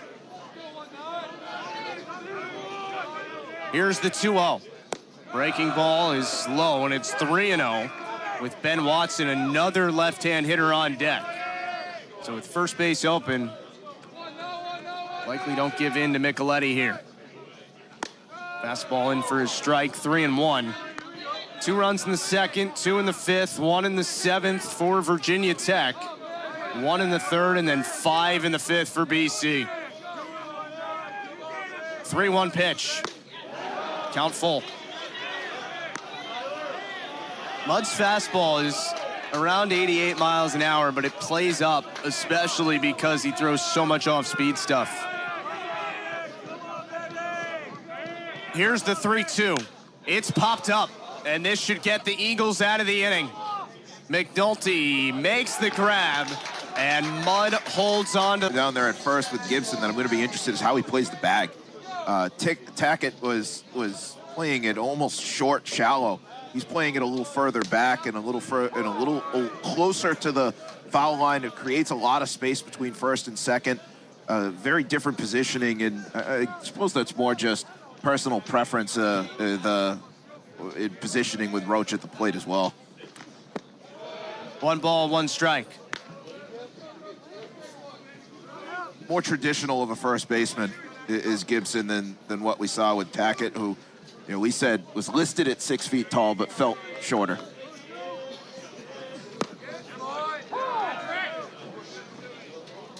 One ball and 2 strikes on Patrick Roach here. Shoemaker's done a nice job out of the bullpen, keeping it at 6'5", or 6'4", and now 6'5". His team now has 6 outs to work with. 1-2 is high and away. I mean, you'd obviously want to be winning, but with the way Virginia Tech has swung the bats this year, if you said to John Sheff, you're down 1, 6 outs to work with, you're not going to give up another run, I think he would say, yeah, we're going to win. I don't care who we're playing. We'll see if that manifests itself today. There's got to be a lot of just mojo that happens when all of this comes into play, and you still have to be able to hold BC at bay. And you know, Shoemaker's done a nice job of placing his pitches around the zone as opposed to just coming straight at hitters. He's done a good job of getting hitters to fight off with 2 strikes if he's not going to be able to get an out pitch and set them up, you know, 1 or 2 strikes ahead, 1 or 2 pitches ahead. That's been a big difference from what we saw earlier in the game out of both Renfroe, who we knew was going to go with 2 strikes to a particular pitch, and Kurtner, who just didn't have it. Another 3-2 to Roach. That is in there. Strike 3 called. So Roach took the pitch very close to the knees and got the call. This one right around the letters, and the call goes Shoemaker's way. Roach steps close inside. He's crowding the plate, and it does come up high, but he's also hunched over at the waist. He's not necessarily in the crouch position where you see guys stand straighter up. So then it comes in letter to chin high. It gets that high strike call on him, but I mean, he had a case that if you were looking at a traditional zone and you weren't getting the high strike, then that maybe isn't there. But I mean, he got the pitch for the ball. I mean, it's a higher zone in general. I don't necessarily disagree with the call. I see what he might want to complain about, but I don't necessarily disagree with it. 0-2 on Parker Landwehr. Had a single last time. He's also walked today. Landwehr didn't love that call either, but that did look like a strike, at least to my eye. I mean, if I were called the ball and I were a pitcher, I'd be pretty angry. Yeah, I'm with you. 1-2. I've had that happen once or twice where I've become angry. I'm sure you in a past life you've been there with me. I didn't get angry. I mean, I threw 3 no-hitters in Little League, so bad things didn't happen that much. As Landwehr hits this deep down the left field line and foul. Oh my goodness, that ball is 40 feet up the hill, but foul. That was a 410-foot strike. That was a very loud, very well-hit ball, and he got all of that one. And it was a no-doubter. It just was foul. But, I mean, look where that thing lands. You can't even see it, I think. But, oh, there it is on the left side. Landwehr looked back. He really wanted that one to be fair. It's interesting. For as cold as it is today, the ball is really carrying. Oh, yeah. So 1-2 on Landwehr. Shoemaker, the transfer from Penn. Grounded sharply, and it's under the glove of Grady and into left for a base hit. So 3rd time on base today for Parker Landwehr, and his 5th multi-hit game of the year in 17. You mentioned the ball carrying, but even that one off his bat explodes off the bat. And Shoemaker throws a heavier pitch. I know that he's coming more 3/4 sidearm with the way he lands, is kind of opening up his body as a left-handed pitcher with the way he crossfires his stance. But when the balls are coming off the bat, they are exploding off of BC's bat.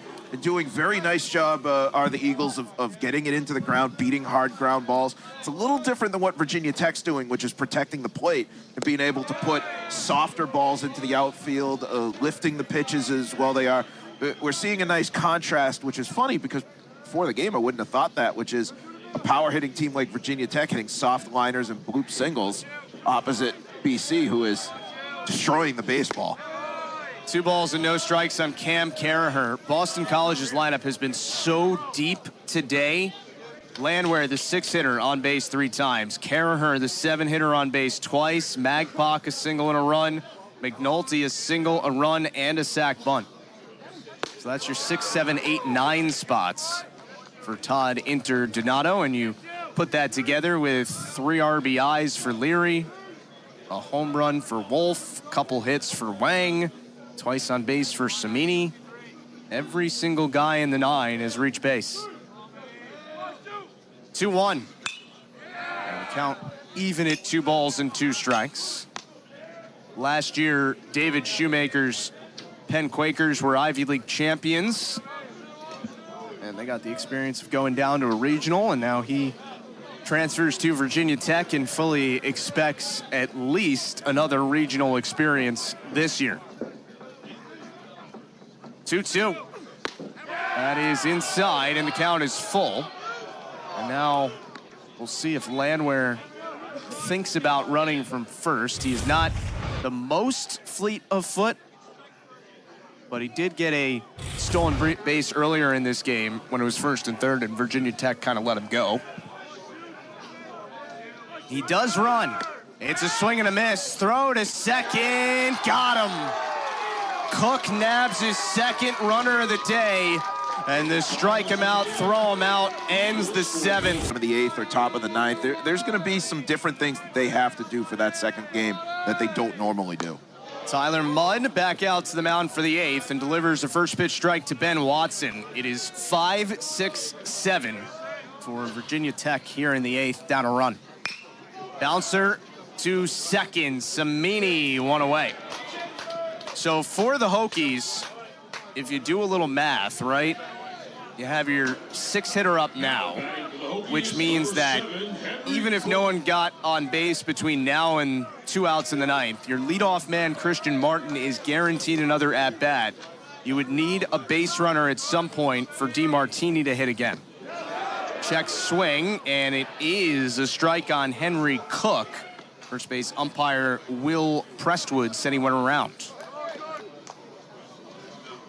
1 for 3 day for Cook. Grounder to third, Roach down to field it. And he uses the turf to his advantage, 2 away. I mean, that's making quick work of it in this inning, and especially when you hit it right at the third baseman like that. You know, it did not feel like that was well hit either for Virginia Tech.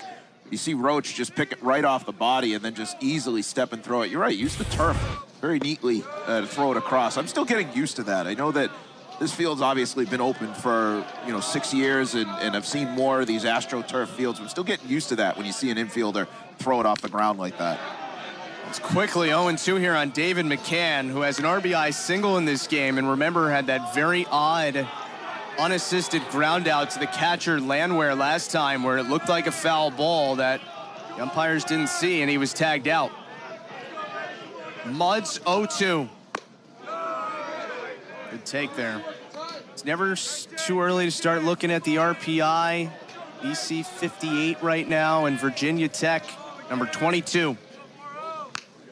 So this would be a win that would go a long way for Boston College. It would be a quad 1 win even though it's on your home field. 1 ball, 2 strikes, the count of McCann. Struck him out.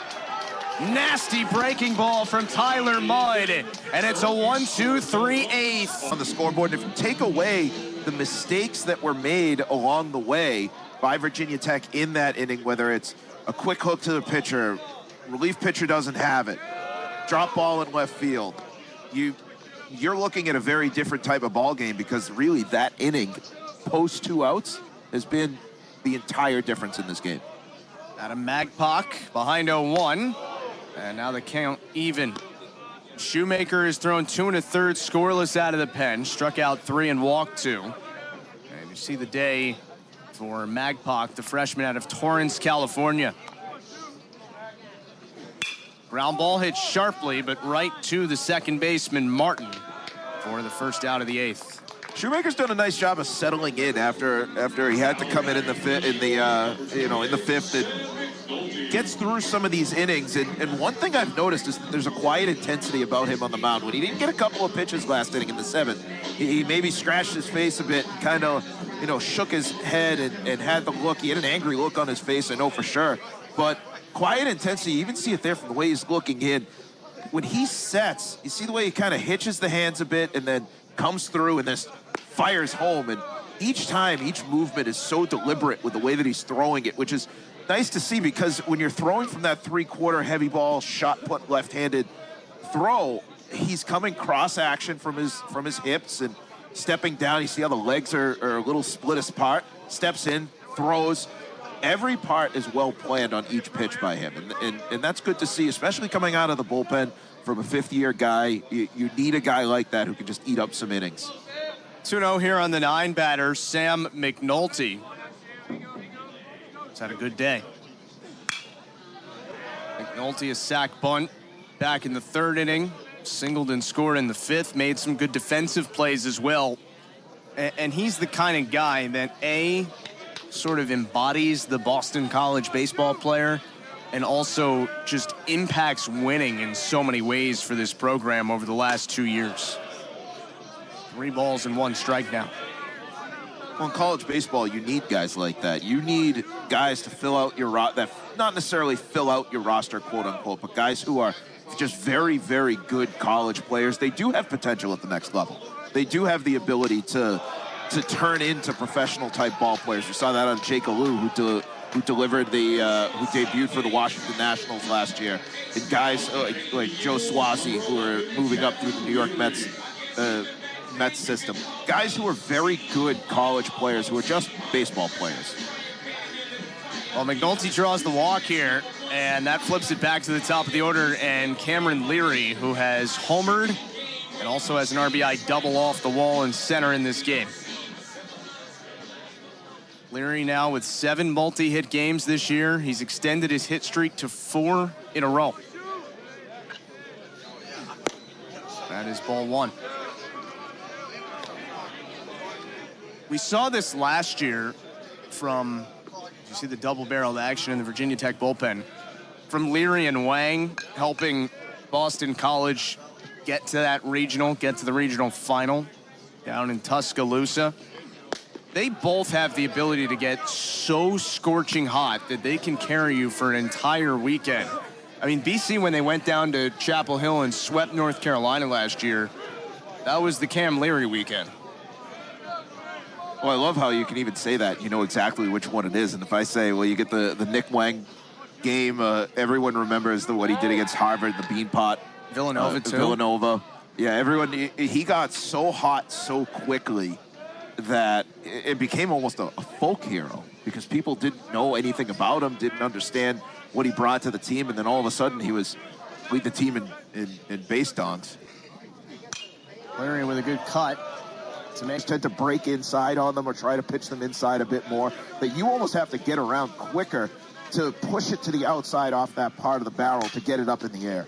Bouncer to second, and a wise decision by Martin to just take the easy out. Does move a man into scoring position. McNulty at second with 2 down for Nick Wang. And even in that last play, even on what McNulty's able to do heading to second, he gets a good jump. But even the way that Leary barrels it down on the ground to the right side of the infield, it's coming off strong to the right side with a lot of, it's coming off the bat hard, and it's not going to happen the same way going to the left side, especially up in the air off a left-handed bat. Part of that, I might just be thinking about it, is on the old world, the old aluminum bats, you'd hit it, and if you had a mistake, you could hit it out the opposite way because you just managed to get the bat on it. The BB-Core era has changed so much about that because the bats now act. Nick Wang is 2 for 4 today. 2 singles, 2 strikeouts, but the 2 singles have come in each of his last 2 trips to the plate. First one from Sentlinger is not close, ball 1. Good job by Shoemaker today for sure out of the Virginia Tech bullpen. 3 innings, 2 hits, 3 walks, 3 strikeouts. No runs so far, but he is responsible for the man at second, Sam McNulty, who walked in this inning. Here's the 1-0. Big rip from Wang, 1-1. And one thing that you're doing by bringing in Sentlinger is you're signaling just how important this out is. This is this is a very highly touted recruit when he was recruited last year and was a big-time varsity pitcher coming out of high school. Dots a fastball at 90 on the outside corner, and it's 1-2. In college, you don't get a lot of career relievers. You don't get a lot of guys. They tend to start as relievers and work their way up. This is a guy who very well could be a good closer. Swing and a miss. Wang goes fishing after 1 in the dirt and strikes out. Sentlinger does his job, and we go to the 9th. Here in the 9th, and we'll tell you about them momentarily. It is 8-9-1 for Virginia Tech, and this is the first at-bat of the day for Ethan Gibson. It is Chris Markovich taking over in center for BC, replacing Cam Leary, who moves to left, and Adam Magpok is the one out of the game.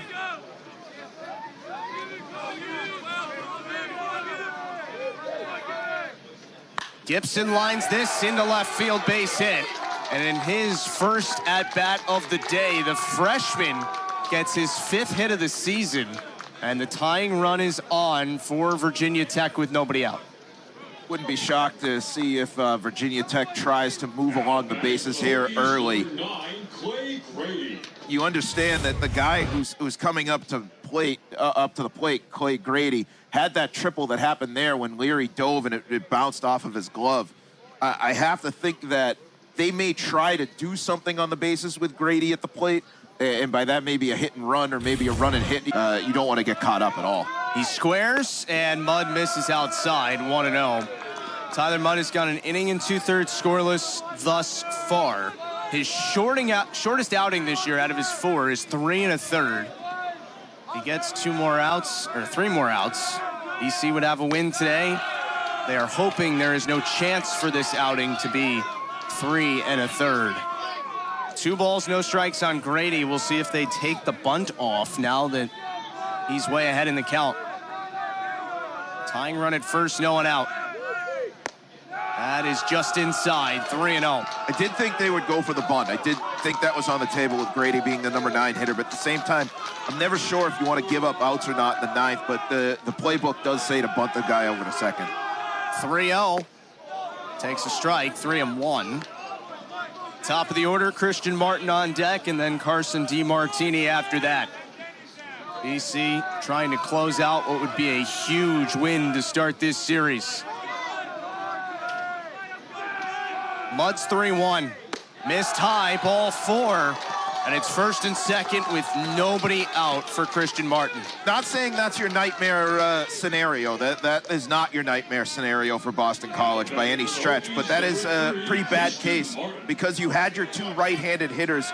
You wanted to get at least one of those 2 out, knowing that you have 2 lefties coming up. Now, I understand it's top of the order with Martin and DiMartini, but with a left-handed arm on the mound, you wanted to get out of this without 2 guys on, because now you have to make the call. Do you want to go to the bullpen, find someone who's a fresher arm? First one from Mudd. And he has lost the zone a little bit here. Ball 1. 6-5 BC. 5 of the 6 Eagles runs came in the 5th inning. The 1-0. That's high again, 2-0. It's not even that he's lost the zone inside, outside. He's losing it high. And that's problematic, given that means that he's either losing his release point or he's not in sync with the way that he's stepping and throwing. Gibson at second, Grady at first, and a strike. Good fastball at 87 on the outside corner, 2-1. Perfect pitch, especially on 2-0 here.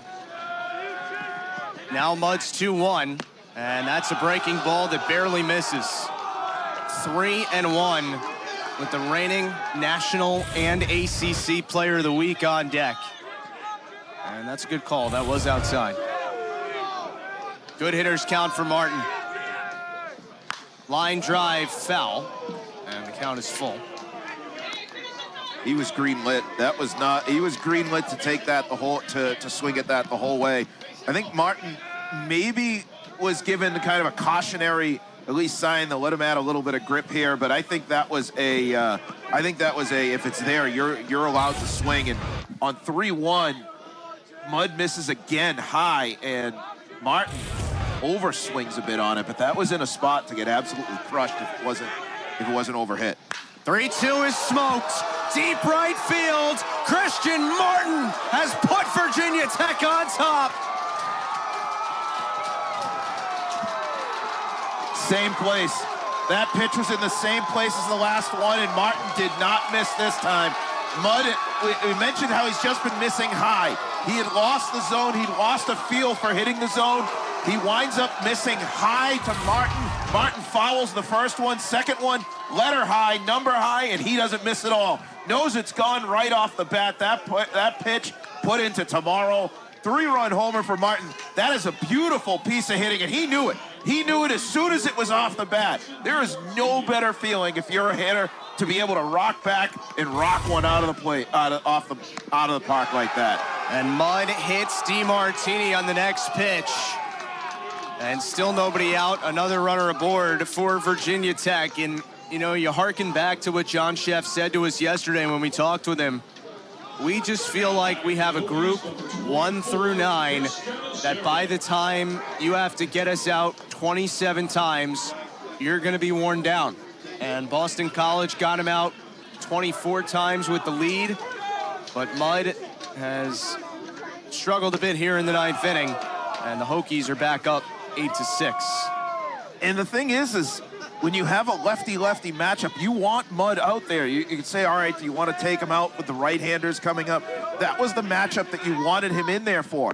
And he just, for all of the good that he had done, he just lost it on that pitch, on those last few pitches, and it had the walk and had everything kind of come behind it. And Martin was patient. He waited for his pitch, he timed it, and boy, did he ever get a hold of that one. I'm still buzzed a bit on what happened there. That was, it's hard to watch a pitch when you know it's coming, or it's fun to watch when you know it's coming in, and the hitter just, oof. As a baseball person, how do you not get electrified for that? 1-2 is hit well out to right by Canizero, but plenty of room for Caraher to make the grab for the first out of the inning. Now, the good news if you're a Boston College fan is that you have 3, 4, 5 coming up in the bottom of the ninth inning. Now the best you hope for is that it's still just a 2-run deficit at that point. Charlie Kuhn warming up in the Eagles bullpen. Looks like Exum still getting loose on the Virginia Tech side of things in their pen. Eddie Micheletti 0 for 3 with a walk today. And there's a good breaking ball, 0-1. There is a part of leaving Mudd in and you're warming up Kuhn now, which is you needed to save a bit of the bullpen for the second game. And yes, Mudd, even if Kuhn comes in, Kuhn can throw the second game, and there are parts of it where you have a guy loose in, and they're designed to be able to pitch multiple games of a doubleheader. But a guy like Mudd, knowing that he's not going to pitch the second game, you let him go and you let him finish it. 2 balls, a strike on Eddie Micheletti, the senior out of Wilmington, Delaware. Came into this game in the top 8 in the ACC in homers, slugging percentage, and OPS. 2-1. Into the left center field gap, another base hit. DeMartini on his horse, rounds third and comes to the plate and scores without a throw. An RBI double for Eddie Micheletti. And Virginia Tech is up 9-6.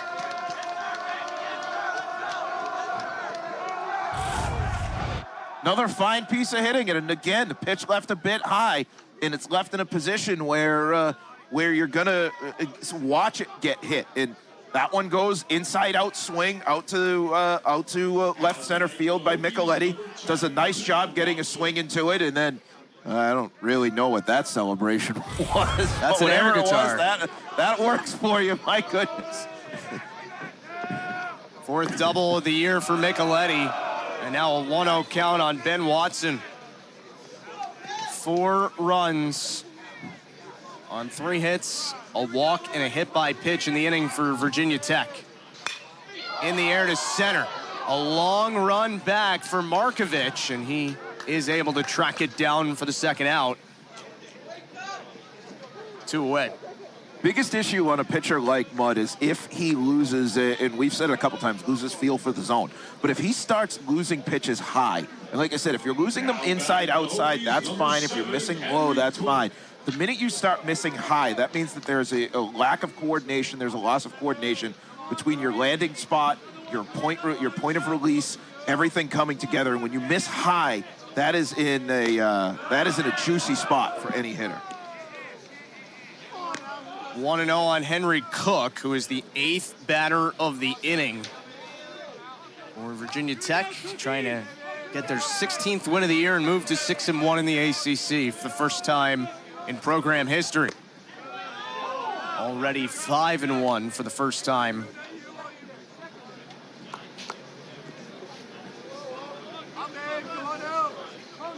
One ball and 1 strike is the count. And that's outside, 2-1. One thing it's done is it's climatized Virginia Tech a bit to playing in the gray and in the cold and everything. Was you saw in the middle innings, they struggled a bit, and as the temperature started to get colder, they got colder with it. And early part of the game, it was sunny. They felt better. now in the later game, baseball players climatize over the span of a couple hours. 2-2. And Mudd missed, 3-2. It'll make sure that for the second game, and this will be the interesting part, is how many changes there are. Because on players like Virginia Tech, do you have your catchers catch all 18 innings? Do you want guys out there for these types of outings? And Mudd missed again. So a walk to make it first and second with 2 out. As that fastball looked in, but and that is going to do it for Tyler Mudd. Todd Interdonato makes the call to the bullpen. Charlie Kumpf. That's outside, ball 1. To your point earlier, Virginia Tech does have the good fortune of having 3 really good hitting catchers, to the point where one is always catching and one is always the designated hitter. So double hitters don't quite affect them from that perspective the way other teams might. I mean, the way Boston College has used the catchers this year, you would probably expect someone other than Landwehr to start game 2, which takes his bat out of your lineup. 1 for 4 day for McCann. He had an RBI single in the second. And this one is a mile high. On the infield, McNulty takes charge and ends the inning. But Virginia Tech leads things off, and the first pitch of the inning is a 93-mile-per-hour fastball off the plate away. Well, this is exactly, like I said, the situation that he calls for. He also works incredibly quickly, semi from the stretch. 1-1. Samini's been on base each of his last 2 trips to the plate. Samini doing a nice job stepping out of the box, realizing that Little is getting the ball back. He only has 1 pitch, and he's going to bring it every single time. So Samini's going to have to counter that. That time he does on the ball to step out, take its time, re-grip the bat, and there's the high cheese that comes straight in, 92. Big swing and a miss, 2-2. Samini, Wolf, Roach, the 3 scheduled hitters for BC in the 9th.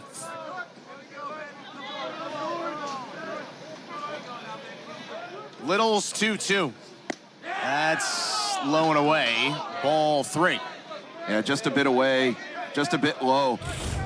But again, Little working quickly. Watch where this placement goes. Nice frame job behind the plate, but just outside. Samini sends this in the air to center for Watson. 1 out. And now it'll be up to Kyle Wolf, who until about a breezy day, the dry day in New England, the ball can still very much carry on a guy like Wolf, and when it's 92 coming in, it's going to be going out a lot faster than that if he barrels it. Takes the breaking ball down and away, and it's 1-0. Little with a breaking pitch that time. You don't see him throw many of those, but that is, it's in the arsenal. He's mostly a 1-pitch pitcher. 2-0. Game 2 of today's doubleheader will start 45 minutes after this one wraps.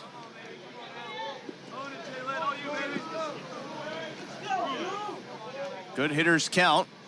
And Wolf hits this one hard on a line to left, and it gets by Canizero on the hop. Wolf on his way to second. Throw there is late, and it's a double for Kyle Wolf. So 2 extra base hits in this game for the Boston College sophomore. Wolf turns out a double on this one as he gets a nice, again, barrels it out there to left center field, steps into one. Nice job, and then as Canizero can't handle it out there, it winds up with Wolf rounding it first. And I don't think Wolf thought it was going to be even a base hit after the way it came off the bat towards Canizero, but then he's able to turn on the jets, whatever jets he possesses. And save this year. Little trying to become the first with 2. Patrick Roach, the batter, 0 for 3 with a walk. And ball 1.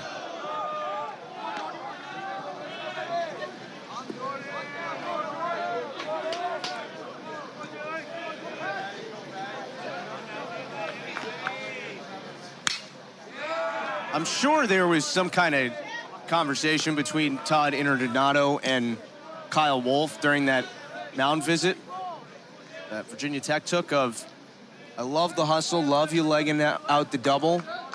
We are down by 3, so don't force anything on a base hit from Roach here.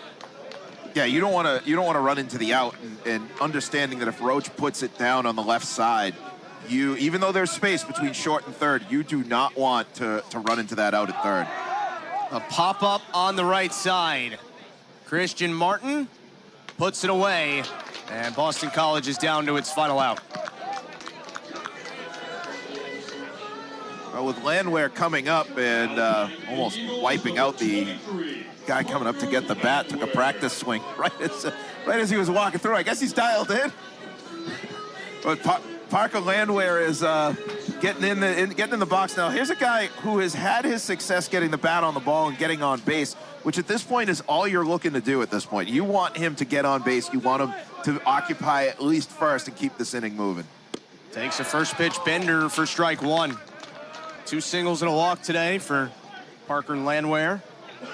As you said, just trying to extend this game, pass the baton to Cam Caraher, who's on deck.